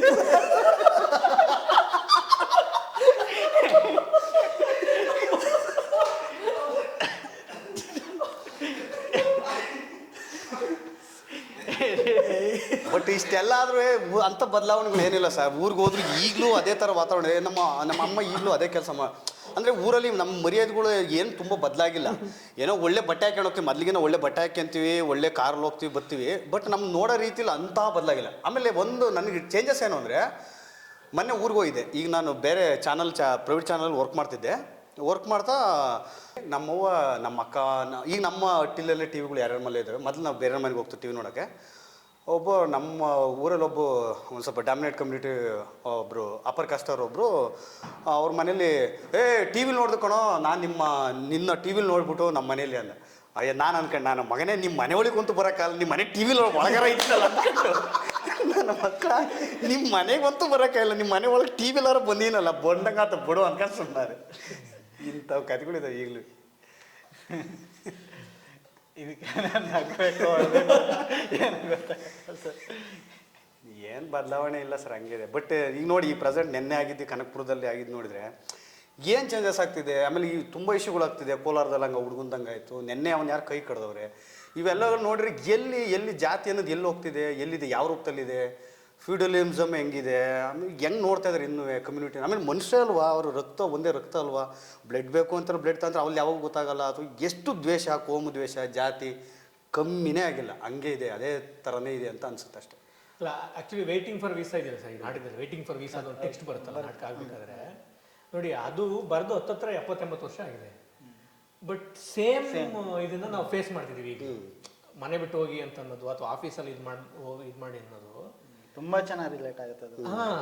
ಅವರು ಮನೆ ಬಿಟ್ಟು ಹೋಗಿ ಅಂತ ಅವ್ರಿಗೆ ಹೇಳಿರೋದು ಮತ್ತೆ ಬಾಬಾ ಸಾಹೇಬ್ರಿಗೆ ಆಗಿರೋದು. ಅಂದ್ರೆ ಈಗ ಆಯ್ತು, ಇಲ್ಲಿ ನಡೀತಿದೆ. ಮತ್ತು ಬಾಬಾ ಸಾಹೇಬ್ರು ಅಂತ ಅವರು ಏನೋ ವಿದೇಶದ ಎಜುಕೇಶನ್ ಮುಗಿಸ್ಕೊಂಡು ಬಂದ ಮೇಲೆ ಆಗೋ ಘಟನೆ ಅದು. ಅವ್ರ ಬದುಕಿನಲ್ಲಿ ಇಷ್ಟೆಲ್ಲ ಇದ್ದಾಗ್ಲೂ ನೋಡಿ, ನೀವು ಆಗಲೇ ಹೇಳಿದ್ರಲ್ಲ, ಇಂಡಿಯಾ ದೇಶದಲ್ಲಿ ಗ್ರಾಮ ಸ್ವರಾಜ್ಯ ಅಂತ ಯೋಚನೆ ಮಾಡ್ತೀವಲ್ಲ, ಸಿಟಿಗೆ ಬಂದ್ರೂ ನನಗನ್ಸೋದು ಆಂತರ್ಯದಲ್ಲಿ ಆ ಮನಸ್ಥಿತಿನಲ್ಲಿ ಗ್ರಾಮನೇ ಇಂಡಿಯಾ ಯಾವಾಗಲೂ. ಸಿಟಿ ಆಗಿದ್ರು ಅದ್ರ ಮನಸ್ಥಿತಿ ಒಳಗದು ಗ್ರಾಮ ಅನ್ನೋ ಐಡಿಯಾನ ಅಥವಾ ಪಂಚಾಯಿತಿ ಅನ್ನೋ ಐಡಿಯಾನ ಬಿಟ್ಕೊಟ್ಟಿಲ್ಲ. ಒಂಥರದ ಮಾಡ್ರನ್ ಚಾಕ್ರಿನ ಯಾವಾಗಲೂ ದಲಿತ ಸಮುದಾಯಗಳಿಂದ ಬಯಸ್ತದೆ ಸಿಟಿ. ಅದಕ್ಕೆ ರಿವೋಲ್ಟ್ ಆದ ತಕ್ಷಣವೇ ಅದು ಒಂಥರ ಎದುರ್ಕತ್ತದೆ. ಮತ್ತು ಅದ್ರ ರೂಪ ಬದಲಾಯಿಸಿ ಮತ್ತೆ ಇನ್ನೊಂದೇನೋ ಹೆಂಗೆ ಇವ್ರನ್ನ ಮಣಿಸ್ಬೋದು ಅನ್ನೋ ಸ್ಟ್ರಾಟಜಿಗಳನ್ನ ಬಿಲ್ಡ್ ಮಾಡ್ತದೆ. ಹಂಗಾಗಿ ಅದು ಹೆಚ್ಚೆಚ್ಚು ಕ್ರೂಯಲ್ ಆಗೋದು. ನೋಡಿ, ಅದು ಮೊನ್ನೆ ಇನ್ಸಿಡೆಂಟಲ್ಲಿ ಅಂದರೆ ನೋಡಿ, ಇಂಡಿಯಾ ದೇಶದಲ್ಲಿ ಕ್ರೈಮ್ ಅನ್ನೋದು ಯಾವ್ದು ಕ್ರೈಮು ಅಂತ ಅನ್ಸ್ಕೊತದೆ. ಅವನು ಒಂದು ಪೇಟ ಹಾಕೊಂಡು ಒಂದು ಫೋಟೋ ತೆಗೆಸ್ಕೊಂಡು ಇನ್ಸ್ಟಾಗ್ರಾಮಲ್ಲಿ ಹಾಕಿದ್ದಾನೆ. ನಾವು ಇನ್ಸ್ಟಾಗ್ರಾಮ್ ಬಂದಿದೆ ಇವತ್ತು, AI ಇದೆ. AI ನಮ್ದೇನೋ ದೊಡ್ಡ ಇಂಟೆಲಿಜೆನ್ಸ್ ಇದೆಲ್ಲ ಡೆವಲಪ್ ಆಗಿ ಚೇಂಜ್ ಆಗ್ಬಿಡ್ತದೆ, ಮನುಷ್ಯ ಬೇಕಾಗಲ್ಲ ಅಂತ ಮಾತಾಡ್ತಿದ್ದೀವಿ. ಅಂಥ ಟೈಮ್ನಲ್ಲೂ ಇಂಡಿಯಾ ದೇಶ ಅದರ ಆಳದಲ್ಲಿರೋ ಕುರುಪನ್ನು ಬಿಟ್ಕೊಡೋಕೆ ರೆಡಿನೂ ಇಲ್ಲ. ಕೈಯೇ ಕಡ್ದಾಗ್ತಾರೆ. ಕೈಯೇ ಕಡ್ದಾಗ್ತಾರೆ. ಮತ್ತು ಅವ್ನು ಪೋಸ್ಟ್ ಮಾಡಿ ಒಂದೇ ಒಂದು ಫೋಟೋ ಹಾಕೋದು ಇವ್ರಿಗೆ ಸಹಿಸ್ಕೊಳಕ್ಕಾಗಲ್ಲ ಅಂತಂದರೆ ಅದು ಗೊತ್ತಿಲ್ಲ. ಆಮೇಲೆ ಆಯಾ ಸಮುದಾಯಗಳಿಗೆ ತಾನೇ ತನ್ನನ್ನು ತಾನು ಈಡ್ ಮಾಡ್ಕೋಬೇಕು ಅಂತ ಯಾಕೆ ಅನಿಸ್ತಿಲ್ಲ ಅಂತ ನನಗೆ ಅರ್ಥನೇ ಆಗ್ತಿಲ್ಲ. ಈಗ ಆಯ್ತು, ಜಾತಿ ದಲಿತರ ಸಮಸ್ಯೆ ಅಲ್ಲ, ರೋಗ ಇರೋದು ನಿಮ್ಮೊಳಗಡೆ. ಆ ರೋಗನ್ನ ನೀವು ಅದನ್ನ ಸರಿ ಮಾಡ್ಕೊಳಕ್ಕೆ ನೀವು ತಯಾರಿಲ್ಲ ಅಂತಂದ್ರೆ ಆ ಮನಸ್ಥಿತಿ ಎಷ್ಟು ಕೆಟ್ಟದ್ದು ಅಂತ ಅದನ್ನ ಬಹುಶಃ ಅದು ಎಕ್ಸ್ಪ್ರೆಸ್ ಮಾಡೋಕ್ಕಾಗಲ್ಲ. ನಾವು ಎಷ್ಟೇ ನಾಟಕಗಳು ಮಾಡಿದ್ರು, ಪದ್ಯ ಬರೆದ್ರು ಅಥವಾ ಕಾದಂಬರಿ ಬರೆದ್ರು, ಸಿನಿಮಾ ಮಾಡಿದ್ರು ಎಕ್ಸಾಕ್ಟ್ ಆ ಮನಸ್ಥಿತಿಯನ್ನು ಹಿಡಿದಿಡೋದು. ಅದೇ ಸರ್, ನನ್ನ ಪ್ರಶ್ನೆನ ಅದೇ ಆಗಿತ್ತು. ಅಂದ್ರೆ ಈ ಥರ ನಾಟಕಗಳು ಬಂದಾಗ ಚರ್ಚೆಗಳು ಅನುಭವಗಳ ಬಗ್ಗೆ ಅಲ್ಲ, ಚರ್ಚೆಗಳು ಈ ರೋಗದ ಬಗ್ಗೆ. ರೋಗ ಇರೋರು ನಮ್ಮ ರೋಗ ಹಿಂಗಿದೆ ಅಂತ ಅದನ್ನ ಹಿಂಗೂ ಇದು ಮಾಡಬೇಕು ಅಂತ ಹೀಲ್ ಮಾಡ್ಕೋಬೇಕು ಅಂತ ಯೋಚನೆ ಮಾಡಬೇಕು. ಆ ಥರದಲ್ಲಿ ಚರ್ಚೆಗಳಾಗಬೇಕು, ಹಂಗೆ ಆಗೋದಿಲ್ಲ. ಇದೊಂದು ಟಿಪಿಕಲ್ ಅನುಭವಗಳು. ಅದೇ ಕನ್ನಡ ರಂಗಭೂಮಿದು ಹಂಗೆ ಇದೆ. ಅಂದರೆ ನಾಟಕ ಮಾಡ್ತಾಯಿದ್ವಿ ಯಾವ ಥರ ನಾಟಕ ಮಾಡ್ತೀರಾ? ಆಮೇಲೆ ನೀವು ಯಾವಾಗಲೂ ಬರೀ ಅಂಬೇಡ್ಕರ್ ನಾಟಕಗಳು ಮಾಡ್ತೀರಾ ಅಥವಾ ಕಮ್ಯುನಿಟಿ ಇಶ್ಯೂಗಳು ಸಂಬಂಧಪಟ್ಟಿದ್ದು ಮಾತ್ರ? ಹೌದು, ಯಾರು ಮಾಡ್ಬೇಕಂದ್ರೆ ನೀವು ಮಾಡ್ಬೋದಾಗಿತ್ತಲ್ವ ಇಷ್ಟು ದಿನ? ನೀವು ಮಾಡ್ಬೋದಾಗಿತ್ತು, ನೀವು ಯಾಕೆ ಮಾಡ್ತಿಲ್ಲ? ಇನ್ನೂ ಎಷ್ಟು ದಿನ ಅಂತ ಅದೇ ನಾಟಕಗಳು ಮಾಡ್ತೀರಾ? ಆಯ್ತು, ನೀವು ಮಾಡ್ತಿಲ್ಲ ಒಂದು ವರ್ಷ ಮಾಡಿಲ್ಲ ಅನ್ನೋ ಕಾರಣ. ಆಮೇಲೆ ನೀವು ಮಾಡಿ ಅಥವಾ ಅದನ್ನೇ ಮಾಡಿ, ಅದ್ರಲ್ಲಿ ನಿಮ್ಮ ಇಂಟರ್ಪ್ರಿಟೇಷನ್ ಯಾರು ಕೊಡ್ತೀರಾ? ಪ್ರೆಸೆಂಟ್ ಇಂಟರ್ಪ್ರಿಟೇಷನ್ ಇಲ್ಲ. ಅದೇ ಏನೋ ಬರ್ದಿರ್ತಾರೆ ಕ್ಲೀನಾಗಿ ನೀಟಾಗಿ 4 ಹೆಜ್ಜೆ ನಡೆದು ಬಂದು ಹಿಂಗೆ ದೇವಸ್ಥಾನವನ್ನು ನೋಡಿದ ಅದೇ ದೇವಸ್ಥಾನ ನೋಡ್ಬರ್ತಾನೆ. ಯಾರೋ ಹೊರಗಡೆ ಹೊರಗಡೆಲೇ ಕೂತಾನ ಅವ್ನು ನಾಟಕದಲ್ಲಿ. ಅಂದರೆ ನೀವು ನಿಮ್ಮ ಇಂಟರ್ಪ್ರಿಟೇಷನ್ ಈ ಪ್ರೆಸೆಂಟ್ ಏನು ನಡೀತಿದೆ ಅದು ಮಾಡ್ತಿಲ್ಲ. ಆಮೇಲೆ ನಮ್ಮನ್ನು ಅಂದರೆ ಒಂದು ಚೌಕಟ್ಟಿದೆ. ಈಗ ನೀವು ಹೇಳಿದ್ರಲ್ಲ ಆಗಲೇ, ಯಾಕೆ ಇದ್ರ ಬಗ್ಗೆ ಡಿಸ್ಕಸ್ ಮಾಡಲ್ಲ ಅಂತ. ಡಿಸ್ಕಸ್ ಮಾಡ್ತಿಲ್ಲ, ಯಾಕೆಂದರೆ ಇವ್ರಿಗೆಲ್ಲೋ ಮತ್ತೆ ಸಪೋರ್ಟ್ ಮಾಡ್ದಂಗೆ ಆಗುತ್ತೆ, ಅಥವಾ ಡಿಸ್ಕಸ್ ಮಾಡಿ ಇವ್ರನ್ನೆಲ್ಲೋ ಮ್ಯಾಕೆ ಇದು ಮಾಡ್ದಂಗೆ ಆಗ್ಬಿಡುತ್ತೆ. ಆಯ್ತು, ನಮಗೇನು ಬೇಕಾಗಿಲ್ಲ, ನಮಗೆ ಡಿಸ್ಕಸ್ಸು ಬೇಕಾಗಿಲ್ಲ, ಆಮೇಲೆ ನೀವು ಯಾರನ್ನ ಎತ್ತೋದು ಬೇಕಾಗಿಲ್ಲ. ನಮ್ಮ ಸಾಮರ್ಥ್ಯ ಇದೆ, ನಮ್ಮ ಪ್ರತಿಭೆ, ನಾವು ಏನು ಹೇಳ್ಬೇಕು ನಾವು ಹೇಳ್ತೀವಿ. ಅದು ನಮ್ಮ ರಂಗಭೂಮಿ ಅಸ್ತ್ರ ನಮಗೆ ಅಷ್ಟೇ. ನಾವು ಅಸ್ತ್ರ ಇಟ್ಕೊಂಡು ಹೋರಾಡ್ತೀವಿ ಅಂತ ಹೇಳ್ತೀವಿ ಅಷ್ಟೇ. ಖಂಡಿತ ಸರ್. ನಾವು ಮಾಡಲೇಬೇಕು, ನಮ್ಮ ಕರ್ತವ್ಯ ಅಷ್ಟೇ. ಸರ್ ಈಗ ಭರತ್ತಿಗೆ ಕೇಳಿ ಸರ್, ಅವಾಗಿಂದ ಅವ್ರು ಏನ್ ಹೇಳಿ ಪಾಪ ಪ್ರಜ್ಞೆ ಮೂಡಿದೆ. ಆ ಕಡೆ ಈ ಕಡೆ ನಾರ್ತ್ ಕರ್ನಾಟಕ ನಾನು ಬಿಡಲ್ಲ, ನಾನು ಕಂಟಿನ್ಯೂ ಹೋಗ್ಬಿಡ್ತೀನಿ, ನಿಲ್ಸಲ್ಲ. ಭರತ್, ಈಗ ಈ ಥರದ ಒಂದು ಅನುಭವಗಳು ಅಥವಾ ಅಸ್ಪೃಶ್ಯತೆ ಅನುಭವಗಳು ಉತ್ತರ ಕರ್ನಾಟಕದಲ್ಲಿ ತುಂಬಾ ತೀವ್ರವಾಗಿದ್ದಾವೆ. ನೀವು ರಾಯಚೂರಿಂದ ಬಂದವರು, ಅಲ್ಲಿ ಯಾವ ಥರ ಇದೆ ಅಂದರೆ ನಮ್ಮ ಕೇರಿಗಳಲ್ಲಿ ಇರುವ ಬದುಕು, ನೀವು ಹೆಂಗೆ ಕಾಂಟ್ರಾಸ್ಟ್ ಇಟ್ಟು ಅಂದರೆ ನಮ್ಮ ಅಪ್ಪನವರ ಅಣ್ಣ ಇದ್ದ ಸರ್, ನಮ್ಮ ದೊಡ್ಡಪ್ಪ. ಅವ್ರನ್ನ ಊರು ನಮ್ಮ ಇಡೀ ನಮ್ಮ ಹಟ್ಟಿಲಿ ನಮ್ಮ ಕೇರಿಲಿ 2 ಗುಂಡ್ಗೆಯವರು ಅಂತ ಹೇಳೋರು ನಮ್ಮ ದೊಡ್ಡಪ್ಪನ. ಆದರೆ ಆ ಟೈಮಲ್ಲೇ ಅವರು APMC ಅಧ್ಯಕ್ಷರು ಆಗಿದ್ದರು. ನಾನಿನ್ನೂ ಹುಟ್ಟಿರಲಿಲ್ಲ. ನಮ್ಮ ದೊಡ್ಡಪ್ಪ ನಮ್ಮೂರಲ್ಲಿ ಹೋಟ್ಲೊಳಗೆ ಅವಕಾಶ ಇರಲಿಲ್ಲ, ಹೊರಗೆ ತಿನ್ನಬೇಕಾಗಿತ್ತು. ಮತ್ತು ಪ್ಲಾಸ್ಟಿಕ್ ಗ್ಲಾಸು ಅಲ್ಲಿ ಇದು ಮಾಡ್ತಿದ್ರು. ಹೋಟ್ಲಿಗೆ, ದೇವಸ್ಥಾನಕ್ಕೆ, ಅದು ಯಾವುದಕ್ಕೂ ಪ್ರವೇಶ ಇರಲಿಲ್ಲ. ನಮ್ಮ ದೊಡ್ಡಪ್ಪ ಏನು ಮಾಡಿದ್ರು, ಈ ಥರ ಅಲ್ಲಿ ಹಿಂಗೆ ಮಾಡ್ತೀರಿ ಏನರಲ್ಲೇ ನೀವು ಹಿಂಗೆ ಅಂದಿದ್ದಕ್ಕೆ ಆ ಹೋಟ್ಲಿಗೆ ಹೋಗಿ ಆ ಇರುವಂಥ ಅಷ್ಟು ಹೋಟ್ಲು ಒಳಗಡೆ ಸಾಮಾನುಗಳೆಲ್ಲ ಹೊರಗೆ ಹಾಕಿ ಗುಡಿಸಿಗೆ ಬೆಂಕಿ ಹಚ್ಚಿದ್ದ. ಅದಾದಮೇಲೆ ಪೂರ್ತಿ ಒಂದು ಸ್ವಲ್ಪ ಬೇರೆ ಥರ ಭಯ ಪಡ್ಕೊಂಡ್ರು ನಮ್ಮ ಕೇರಿ ಅಂತಂದರೆ, ಅವು ಮಾತಾಡಿದ್ರೆ ಒದಕ್ಕೆ ಬಂದ್ಬಿಡ್ತಾರಪ್ಪ ಅವು, ಹಂಗೆ ಹಿಂಗೆ ಅಂತ ಒಂದು ಸ್ವಲ್ಪ ಇದಾಯಿತು. ಅದಾದಮೇಲೆ ನಮ್ಮ ದೊಡ್ಡಪ್ಪನ ರೌಂಡ್ ಅಪ್ ಮಾಡಿಬಿಟ್ಟಿದ್ರು ಎಲ್ಲ ಈ ಡಾಮಿನೇಟ್ ಕಾಸ್ಟ್ ಎಲ್ಲ, ಫ್ಯೂಡಲ್ ಜನ ಎಲ್ಲ ಒಂದು 300 ಜನ ರೌಂಡ್ ಅಪ್ ಮಾಡಿದರು ಊರಲ್ಲಿ. ನಮ್ಮ ದೊಡ್ಡಪ್ಪ ಇದು ಸರಿಯಾಗಿ ಇದವನು ಒಂದು ಬೆಲ್ಟ್ ಕಟ್ಕೊಂತಿದ್ದ. ಅದು ನಾವು ಗಾಡಿಗೆ ಇದಿರುತ್ತಲ್ಲ ಚೈನ್ ಬೆಲ್ಟ್ ಥರ, ಆ ಥರದ್ದು ಅದು ಸೇಮ್ ಬೆಲ್ಟ್ ಕಟ್ಕೊಂತಿದ್ದ. ಅದನ್ನ ಇಟ್ಕೊಂಡು ಇಡೀ ರಾತ್ರಿ 300 ಜನ ರೌಂಡ್ ಅಪ್ ಮಾಡಿದಾಗ ಒಂದು ದೊಡ್ಡಪ್ಪ ಸರಿಯಾಗಿ ಹೊಡೆದ್ಬಿಟ್ಟು ಮತ್ತೆ ಹೋಗಿ ಎಲ್ಲೋ ಬಚ್ಚಿಟ್ಕೊಂಡು. ಅದಾದಮೇಲೆ ಒಂದು ಸ್ವಲ್ಪ ಬೇರೆ ರೀತಿ ಚೇಂಜ್ ಆಯಿತು ನಮ್ಮೂರಲ್ಲಿ. ಅಸ್ಪೃಶ್ಯತೆದು ನಾವು ದೇವಸ್ಥಾನಕ್ಕೆ ಹೋಗೋಕೆ ಶುರುವಾಯಿತು. ಮತ್ತು ಈ ಕಡೆ ಹೋಟ್ಲುಗಳೆಲ್ಲ ನಾರ್ಮಲ್ ಮಾಡಿಬಿಟ್ರು. ಅಂದರೆ ಈಗ ಇನ್ನೊಂದು ಏನು ಅಂತಂದರೆ, ಆ ಹೋಟ್ಲವರು ಈಗ ಬೇರೆ ರೀತಿ ಹೊರಗಡೆನೆ ಎಲ್ಲರಿಗೂ ಹೊರಗಡೆನೆ. ಅವರೆಲ್ಲ ಕೆಲಸ ಮಾಡೋದು ಒಳಗಡೆ ಮಾತ್ರ, ಇಡೀ ಪೂರ್ತಿ ಎಲ್ಲ ತಿನ್ನೋದು ಉಣ್ಣೋದು ಎಲ್ಲ ಹೊರಗಡೆನೆ. ಆ ಥರದ್ದೊಂದು ಚೇಂಜ್ ಆಯಿತು. ಅದಾದಮೇಲೆ ನನಗದು ನಮ್ಮವ್ವ ಹೇಳಿದ್ದದು ಈ ಕಥೆನ, ನಮ್ಮವ್ವ ಹೇಳಿದ್ದು. ಸೊ ಅದಾದಮೇಲೆ ನಾನು ಈ ಬೆಂಗಳೂರಿಗೆ ಅಲ್ಲಿಂದ ಆದರೆ ಅಷ್ಟೆಲ್ಲ ಆದರೂ ಅದೇ ಜಾತಿಯವನೇ ಅಲ್ವಾ, ಅಷ್ಟೆಲ್ಲ ಆದರೂ ಅಲ್ಲಿ ಅಸ್ಪೃಶ್ಯತೆ ಬೇರೆ ರೀತಿ ಶುರುವಾಗಿದೆ ಅಲ್ಲಿ. ಅಂದರೆ ಅವ್ರಿಗೆಲ್ಲ ಬೇರೆ ಥರ ಮಾತುಗಳು ಶುರುವಾಗಿದೆ. ಅಂದರೆ ಅವ್ರ ಕಮ್ಯುನಿಕೇಷನ್ ಬೇರೆ, ನಮ್ಮ ಜೊತೆ ಕಮ್ಯುನಿಕೇಷನ್ ಮಾಡೋದೇ ಬೇರೆ. ಸುಮ್ಮನೆ ಅಲ್ಲಿ ಹತ್ತಿರ ಬಂದಾಗ ಮುಂದೆ ಬಂದು ಹೇ ಬರಪ್ಪ ಆಯ್ತು ತಿನ್ರಿ ಬರಪ್ಪ ಅಂತಾರೆ. ಅದಾದಮೇಲೆ ಮತ್ತೆ ಅದೇ ಸೇಮ್ ಅಲ್ಲಿ ಮಾತಾಡ್ಕೊಳ್ಳೋದೇ ಅವರು. ಲಕ್ಷ್ಮಣ್ ಸರ್, ಈಗ ಭರತ್ತು ರೆಸಿಸ್ಟೆನ್ಸ್ ಬಗ್ಗೆ ಹೇಳಿದರು. ಈಗ ದಲಿತ ಅನುಭವಗಳು, ದಲಿತ ಬಗ್ಗೆ ಸಿನಿಮಾಗಳು ಅಥವಾ ಈ ಥರದ್ದು ಅಂತ ಅಂದಾಗ ಸಾಮಾನ್ಯವಾಗಿ ತುಂಬ ಒಂದು ರೀತಿಯ ರೋದನೆ ಥರದಲ್ಲಿ ಹೇಳುವಂಥ ಒಂದು ಕ್ರಮ ಇತ್ತು. ಇತ್ತೀಚೆಗೆ ಬರೋ ಸುಮಾರು ಈ ಸಿನಿಮಾಗಳಲ್ಲೂ ಕೂಡ ನಾಗರಾಜ್ ಮಂಜುಳಾ ಥರ ಅಥವಾ ಪಾರಂಜಿತ್ ಥರದವರು ಹೊಸ ಒಂದು ಇದನ್ನು ಕೊಟ್ಟಿದ್ದಾರೆ ಅದಕ್ಕೆ. ಈ ನಾಟಕದಲ್ಲಿ ಕೂಡ ಈಗ ನೀವು ಈ ನಾಟಕ ಎಲ್ಲೂ ಕೂಡ ತುಂಬ ಗಂಭೀರವಾದ ವಿಷಯಗಳನ್ನು ಹೇಳಿದ್ರು ಸಹ, ಶೋಷಣೆ ಬಗ್ಗೆ ಹೇಳಿದ್ರು ಕೂಡ ಆ ಥರ ಮೆಲೋಡ್ರಾಮ್ಯಾಟಿಕ್ ಆಗಿ ತುಂಬ ರೋದನೆ ಥರ ಎಲ್ಲೂ ಹೇಳಲ್ಲ. ನಗಿಸ್ತಾನೆ ಮತ್ತು ಆ ಪ್ರತಿಭಟನೆ ಭಾಳ ಮುಖ್ಯವಾಗಿ ಆ ಪ್ರತಿಭಟನೆಯಲ್ಲೂ ಒಂದು ಜೋಶ್ ಇರುತ್ತಲ್ಲ, ಅದನ್ನು ತುಂಬ ಹೇಳ್ತಾ ಇದೆ ಅಂತ ನನಗೆ ಅನ್ನಿಸ್ತು. ಸೊ ನೀವು ಈ ಒಂದು ಆಸ್ಪೆಕ್ಟನ್ನು ಹೆಂಗೆ ನೋಡ್ತೀರಾ, ಅಥವಾ ರಂಗದ ಮೂಲಕ ಯಾವ ಥರ? ನನಗೆ ಇದನ್ನು ಫಂಡಮೆಂಟಲ್ ಆಗಿ ಸರ್ ಹೆಂಗೆ ನೋಡ್ತೀನಿ ಅಂತಂದರೆ, ತಳ ಸಮುದಾಯಗಳ ಹಿನ್ನೆಲೆಯಿಂದ ಬಂದವರ ಮೈ ನಾವು ಗಮನಿಸಿದ್ರೆ, ಅವ್ರ ದೇಹನ ಗಮನಿಸಿದ್ರೆ, ಹಳ್ಳಿಯಿಂದ ಹಿಡಿದು ಇಲ್ಲಿ ತನಕ ಅವ್ರಿಗೆ ಟ್ರೈನಿಂಗ್ ಏನು ಅಂತಂದರೆ, ಯಾರೋ ಸ್ವಲ್ಪ ಗೌಡ್ರು ಬಂದರೆ ಅಥವಾ ಇನ್ಯಾರೋ ದೌರ್ಜನ್ಯ ಮಾಡೋ ಜಾತಿಯವ್ರು ಬಂದರೆ ಕುಗ್ಗಿಸ್ ನಿಂತ್ಕೋಬೇಕು, ಬಗ್ಗಿ ನಡಿಬೇಕು, ಅವ್ರ ಮೇಲೆ ಕೂತ್ಕೊಂಡ್ರೆ ನಾವು ಕೆಳಗೆ ಕೂತ್ಕೋಬೇಕು, ಅವ್ರ ಮುಂದೆ ನಾವು ಕಾಲ ಮೇಲೆ ಕಾಲಕ್ಕೆ ಕೂತ್ಕೋಬಾರ್ದು. ಈ ರೀತಿ ಒಂದಷ್ಟು ಸ್ಟೀರಿಯೋಟೈಪ್ ಜೆಸ್ಚರ್ಸ್ನ ಪ್ರಾಕ್ಟೀಸ್ ಮಾಡಿಸಲಾಗಿದೆ. ಜೆಸ್ಚರ್ಸ್ ಅಂತ ಹೇಳ್ತೀನಿ ನಾನು. ಬಹುಶಃ ಆ ಜೆಸ್ಚರ್ಗಳನ್ನ ಬ್ರೇಕ್ ಮಾಡ್ಬೇಕು ನಾವು. ಆ ಜೆಸ್ಚರ್ಗಳನ್ನ ಬ್ರೇಕ್ ಮಾಡೋಕ್ಕಿರುವ ಭಾಳ ಒಳ್ಳೆಯ ಜಾಗ ರಂಗ. ಅಲ್ಲಿ ನೀವು ನಾವು ಮಾಡ್ತಿರೋ ನಾಟಕಗಳನ್ನ ಗಮನಿಸಿದ್ರೆ ಅಲ್ಲಿ ದೇಹದ ಆ್ಯಟಿಟ್ಯೂಡು ಭಾಳ ಡಿಗ್ನಿಫೈಡ್ ಆಗಿದೆ. ಅದರ ನಿಲುವು, ಅದರ ಭಂಗಿ, ಅದರ ಮಾತು, ಅದಕ್ಕೊಂದು ದೊಡ್ಡ ಆತ್ಮವಿಶ್ವಾಸ ಬೇಕಾಗುತ್ತೆ. ಬಹುಶಃ ನಾವು ನಮ್ಮ ಮುಂದಿನ ತಲೆಮಾರಿಗೆ ಅಥವಾ ನಮ್ಮ ತಲೆಮಾರಿನವ್ರಿಗೇನೆ ಬೇಕಾಗುವ ಆ್ಯಟಿಟ್ಯೂಡ್ಗಳನ್ನ ಈ ನಾಟಕಗಳ ಮೂಲಕ ಕಟ್ಟಬೇಕು. ದೇಹದ ಆ್ಯಟಿಟ್ಯೂಡ್ನ, ಜೆಸ್ಚರಲ್ ಆ್ಯಟಿಟ್ಯೂಡ್ನ, ಧ್ವನಿಯ ಆ್ಯಟಿಟ್ಯೂಡ್ನ, ಇದೆಲ್ಲದನ್ನೂ ಆ ನಾಟಕಗಳ ಮೂಲಕ ಕಟ್ಟೋದು ಬಹುಶಃ ನಮ್ಮ ಜವಾಬ್ದಾರಿ. ನಾವು ಮಾಡ್ತಿರೋ ಎಲ್ಲ ನಾಟಕಗಳಲ್ಲೂ ಅದು ನಾನು ಭಾಳ ಪ್ರಜ್ಞಾಪೂರ್ವಕವಾಗಿ ಮಾಡ್ತೀನಿ. ಎಲ್ಲೂ ಕುಗ್ಗುವ ಅಥವಾ ದೈನೇಸಿ ಅನಿಸುವ ಅಂತ ಅನಿಸುವ ಭಂಗಿಗಳನ್ನು ನಾವು ಭಾಳ ಕಮ್ಮಿ ನೋಡ್ತೀವಿ, ತುಂಬ ಕಮ್ಮಿ. ಯಾಕೆಂದರೆ ಅದನ್ನು ನೋಡಿ, ಈ ತನಕ ಕಂಡೀಷನಿಂಗ್ ಆಗಿರೋ ಬಾಡಿಗೆ ಉಲ್ಟಾ ಕಂಡೀಷನಿಂಗ್ ಮಾಡಬೇಕಾಗುತ್ತೆ ನಾವು. ಈ ತನಕ ಕಂಡೀಷನಿಂಗ್ ಆಗಿರೋ ದನಿಗೆ ಉಲ್ಟಾ ಕಂಡೀಷನಿಂಗ್ ಆಗಬೇಕಾಗುತ್ತೆ. ಆಮೇಲೆ ನೋಡಿ, ಅದು ದೈನೇಸಿ ವಿಕ್ಟಿಮ್ ಹುಡ್ ನೆರೇಟಿವ್ ಕಟ್ಟಿರೋಂಥದ್ದು ಒಂದು ಬೇರೆ ಬೇರೆ ಅಪಕಾಸ್ಟ್ ಲೆನ್ಸಿಂದ ಬಂದಿರೋದು. ಅವರು ಇವ್ರನ್ನ ಸಿಂಪಥೆಟಿಕ್ ಆಗಿ ನೋಡಿ ಪಾಪ ಅಯ್ಯೋ ಅಂತಂದು ಆ ಲೆನ್ಸು.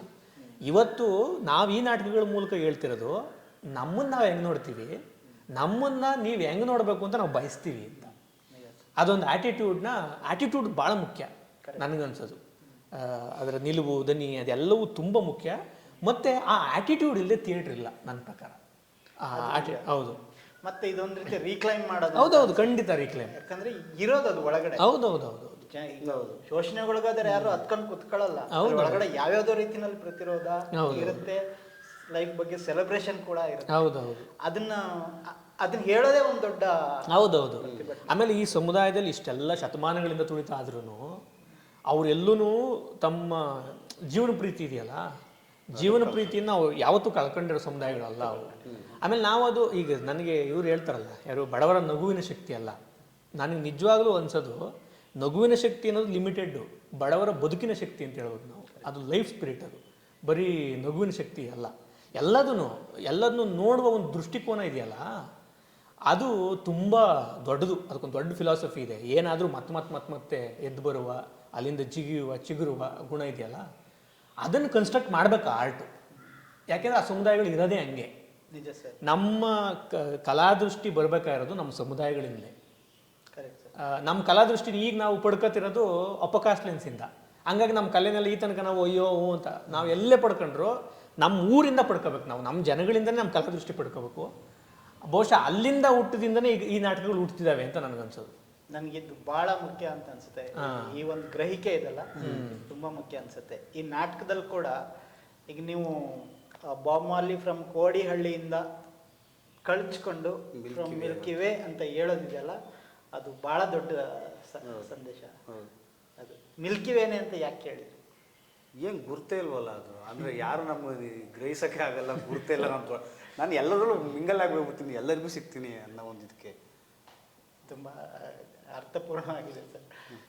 ಈಗ 3 ಕಡೆ ಶೋ ಅಂದರೆ ಮಂಗಳೂರು, ಒಂದು ಚಿಕ್ಕಮಗಳೂರು, ಒಂದು ಇಲ್ಲಿ Mangaluru. First show Mangaluru. Okay.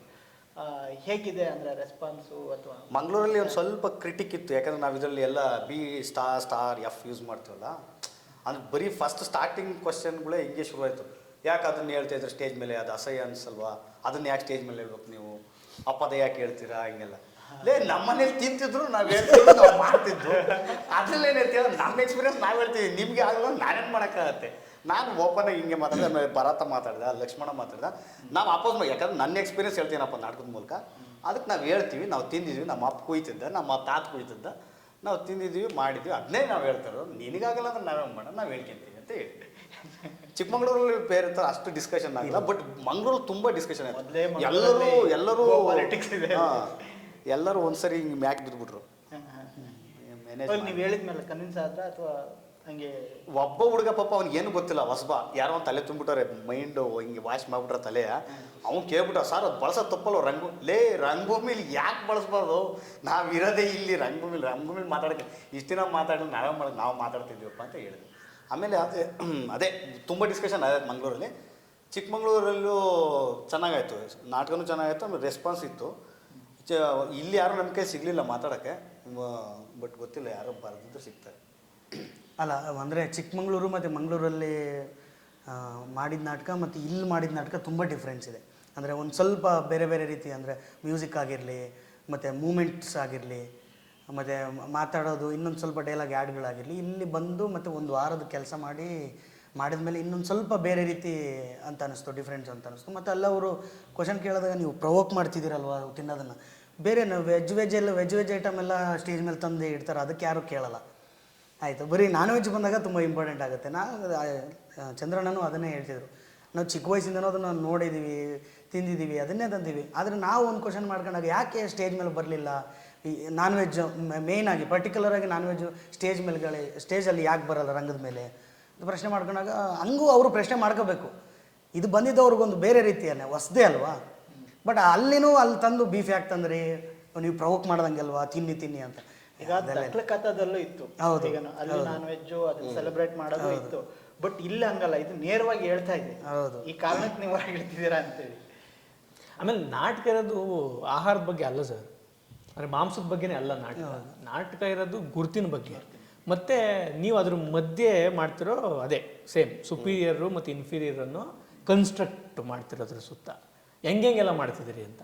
ಆಮೇಲೆ ನಾಟಕ ಗಮನಿಸಿದ್ರೆ ಇವ್ರಿಗೆ ನನ್ನ ಪ್ರಕಾರ ಯಾಕೆ ಹೆಚ್ಚಿನ ಜನಕ್ಕೆ ನಾಟಕದ ಸಮಸ್ಯೆ ಆಗುತ್ತೆ ಅಂದರೆ ಸೇಮ್ ಅದರ ಆ್ಯಟಿಟ್ಯೂಡು, ನಾಟಕದ ಆ್ಯಟಿಟ್ಯೂಡ್ ಸಮಸ್ಯೆ ಆಗುತ್ತೆ, ಅದರ ಅಸರ್ಷನ್ ಸಮಸ್ಯೆ ಆಗೋದು ಅವ್ರಿಗೆ.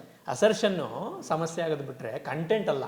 ಇದೇ ಕಥೆಯನ್ನು ನಾವು ದೈನೇಸಿನಲ್ಲಿ ಹೇಳಿದರೆ ಅದು ಸಮಸ್ಯೆ ಆಗ್ತದೆ, ಎಲ್ಲರೂ ಸಿಂಪಲ್ ಅಯ್ಯೋ ಪಾಪ ಅಂದ್ಬಿಡೋರು. ಬಟ್ ಅದರ ಆ್ಯಟಿಟ್ಯೂಡು ನಿಮಗೆ ಇದಾಗುತ್ತೆ. ಆಮೇಲೆ ನನಗೆ ಮುಖ್ಯವಾಗಿ ಇನ್ನೊಂದು ಆ್ಯಡ್ ಮಾಡೋದು, ನಮ್ಗೆ ಈ ತನಕ ನಾವು ದಲಿತ ಪಾತ್ರಗಳನ್ನ ಪೋರ್ಟ್ರೇ ಮಾಡ್ತಿರಬೇಕಾದ್ರೆ ಅವು ಇಂಗ್ಲೀಷ್ ಮಾತಾಡಲ್ಲ, ಆಮೇಲೆ ನಗರದಲ್ಲಿ ಇರಲ್ಲ, ಒಳ್ಳೆ ಬಟ್ಟೆ ಹಾಕೊಂಡಿರಲ್ಲ, ಅವ್ರಿಗೆ ತಿನ್ನಕ್ಕೆ ಗತಿ ಇರಲ್ಲ. ಇದೆಲ್ಲದೂ ಪೋರ್ಟ್ರೇ ಮಾಡ್ಕೊಂಬಂದಿದ್ದೀವಿ, ಹಿಂಗೆ ಪೋರ್ಟ್ರೇ ಮಾಡ್ಕೊಂಬಂದಿರೋದು.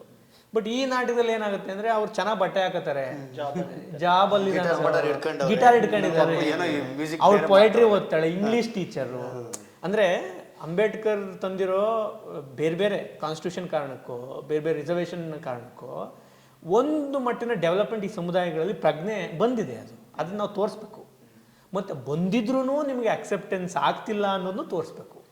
ಅದು ಭಾಳ ಇಂಪಾರ್ಟೆಂಟು, ರಿಲೆವೆಂಟ್ ಆದ ಪಾಯಿಂಟು. ನೀವು ಯಾರನ್ನ ದಡ್ರು ಅಂದ್ಕೊಂಡಿದ್ದೀರಿ, ಅವಳು ಮಾತಾಡ್ತಾಳೆ, she talks about escape velocity ಅಲ್ವಾ, ಎಸ್ಕೇಪ್ ವೆಲಾಸಿಟಿ ಅಂತ ಮಾತಾಡ್ತಾಳೆ ಅವಳು. ಅದು ಮಿಲ್ಕಿ ವೇ ಅಂತಂತಾರೆ. ಆಮೇಲೆ ಇವನು ಈ constantly refers to Martin Luther King. ಅಂದರೆ ನೋಡಿ ಅವ್ರ ಎಜುಕೇಷನ್ ಲೆವೆಲ್ ಯಾವ್ಯಾವ ಮಟ್ಟಿಗೆ ವಿಸ್ತಾರ ಆಗಿದೆ. ಅಂದರೆ they are very well educated ಅನ್ನೋ ಪೋರ್ಟ್ರೇ ಮಾಡೋದು ಕೂಡ ಭಾಳ ಇಂಪಾರ್ಟೆಂಟ್ ಆದ್ದು ಅನ್ನೋದು ನನ್ನ ಗ್ರಹಿಕೆ. ಅದು ಇಂಪಾರ್ಟೆಂಟು, ಈ ಕಾಲದ ಸತ್ಯ ಅದು. ಬೇರೆ ಸಮುದಾಯಗಳು ಗಮನಿಸಿದ್ರೆ ತುಂಬ ಚೆನ್ನಾಗಿ ಓದ್ಕೊತಿದ್ದಾರೆ, ಮತ್ತು ದೊಡ್ಡ ಯೂತ್ ಇದೆ ಹಂಗೆ. ಮತ್ತು ಆ ಯೂತ್ಗೆ ಅಸರ್ಷನ್ ಅನ್ನೋದು ಭಾಳ ಮುಖ್ಯವಾದ ಇದಾಗಿ ತಮ್ಮ ಟೋನ್ ಆಫ್ ಎಕ್ಸ್ಪ್ರೆಷನ್ ಆಗಿ ಬರ್ತಾ ಇದೆ. ಅದನ್ನು ಕಾಣಿಸ್ಕ ಬಹುಶಃ ಅದು ಅವ್ರಿಗೆ ಅಫೆಂಡ್ ಆದರೆ it's a good thing. Let them get offend. ಈಗ ಈ ಥರ ಚರ್ಚೆ ಆಗುತ್ತದೆ, ನಿಮ್ಮ ಮಂಗಳೂರಲ್ಲಿ ಪ್ರಶ್ನೆ ಬಂತು ಅಂತಲ್ಲ, ಅದು ಆ್ಯಕ್ಚುಲಿ ಆಗಬೇಕಾಗಿರೋದು ಅದೇ ಪ್ರಾಸೆಸ್ಸು. ಅದು ಹಂಗೆ ಬರಬೇಕು, ಅವ್ರಿಗೆ ಅಜಿಟೇಟ್ ಆಗಬೇಕು. ಅಲ್ಲ, ನಮ್ಗೆ ಯಾರಿಗೂ ಎಜಿಟೇಷನ್ ಮಾಡಬೇಕು ಅಂತ ಇಲ್ಲ, ನಮ್ಮ ಅನುಭವಗಳು ನಾವು ಹೇಳ್ಕೊಂತೀವಿ. ಅದು ಬೇರೆ ಎಜಿಟೇಷನ್ ಅಲ್ಲ, ಸಹಜವಾಗಿ ಅದು ಆಗುತ್ತೆ. ಅದು ಒಂದು ಪ್ರಾಸೆಸ್. ನಾನು ಹೇಳೋದು ನಾಟಕದ ಎಕ್ಸ್ಟೆಂಡೆಡ್ ಇದದು ಅಂತ. ನಾವು ನೀವು ತರಕಾರಿ ತಿನ್ನುವಾಗ ನಾವೇನು ಅಂದ್ಕೊಳ್ಳೋದು ಅಷ್ಟೇ.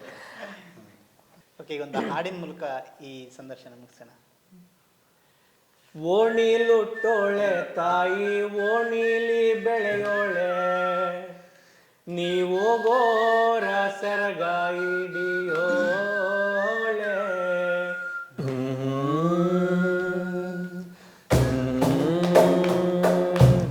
ಓಣಿಲಿ ಹುಟ್ಟೋಳೆ ತಾಯಿ ಓಣಿಲಿ ಬೆಳೆಯೋಳೆ, ನೀವು ಗೋರ ಸೆರಗ ಹಿಡಿಯೋಳೆ.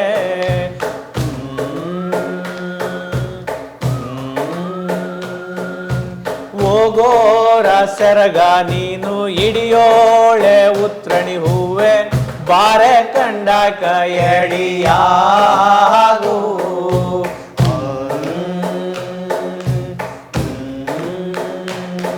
ನೀ ಬಾರೆ ಕಂಡಾಕ ಎಡಿಯಾಗು.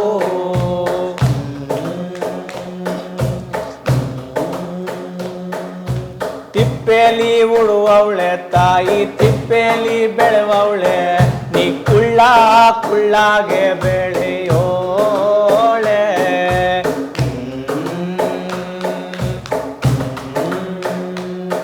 ನೀ ಕುಳ್ಳಾಗೆ ನೇನು ಬೆಳೆಯೋಳೆ, ತುಂಬೆ ಕುಸುಮೆ ಬಾರೆ ಕಂಡಾಯ ಕಯಡಿಯಾಗು.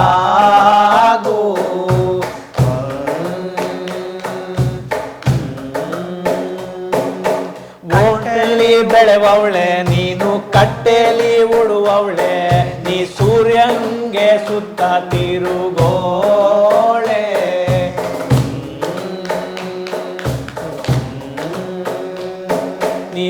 ಸೂರ್ಯಂಗೆ ಸುತ್ತ ನೀನು ತಿರುಗೋ ಅಂತ ಸೂರ್ಯಕಾಂತಿ ಬಾರೆ ಕಂಡಾಯ್ ಕೈಯಡಿಯಾಗು.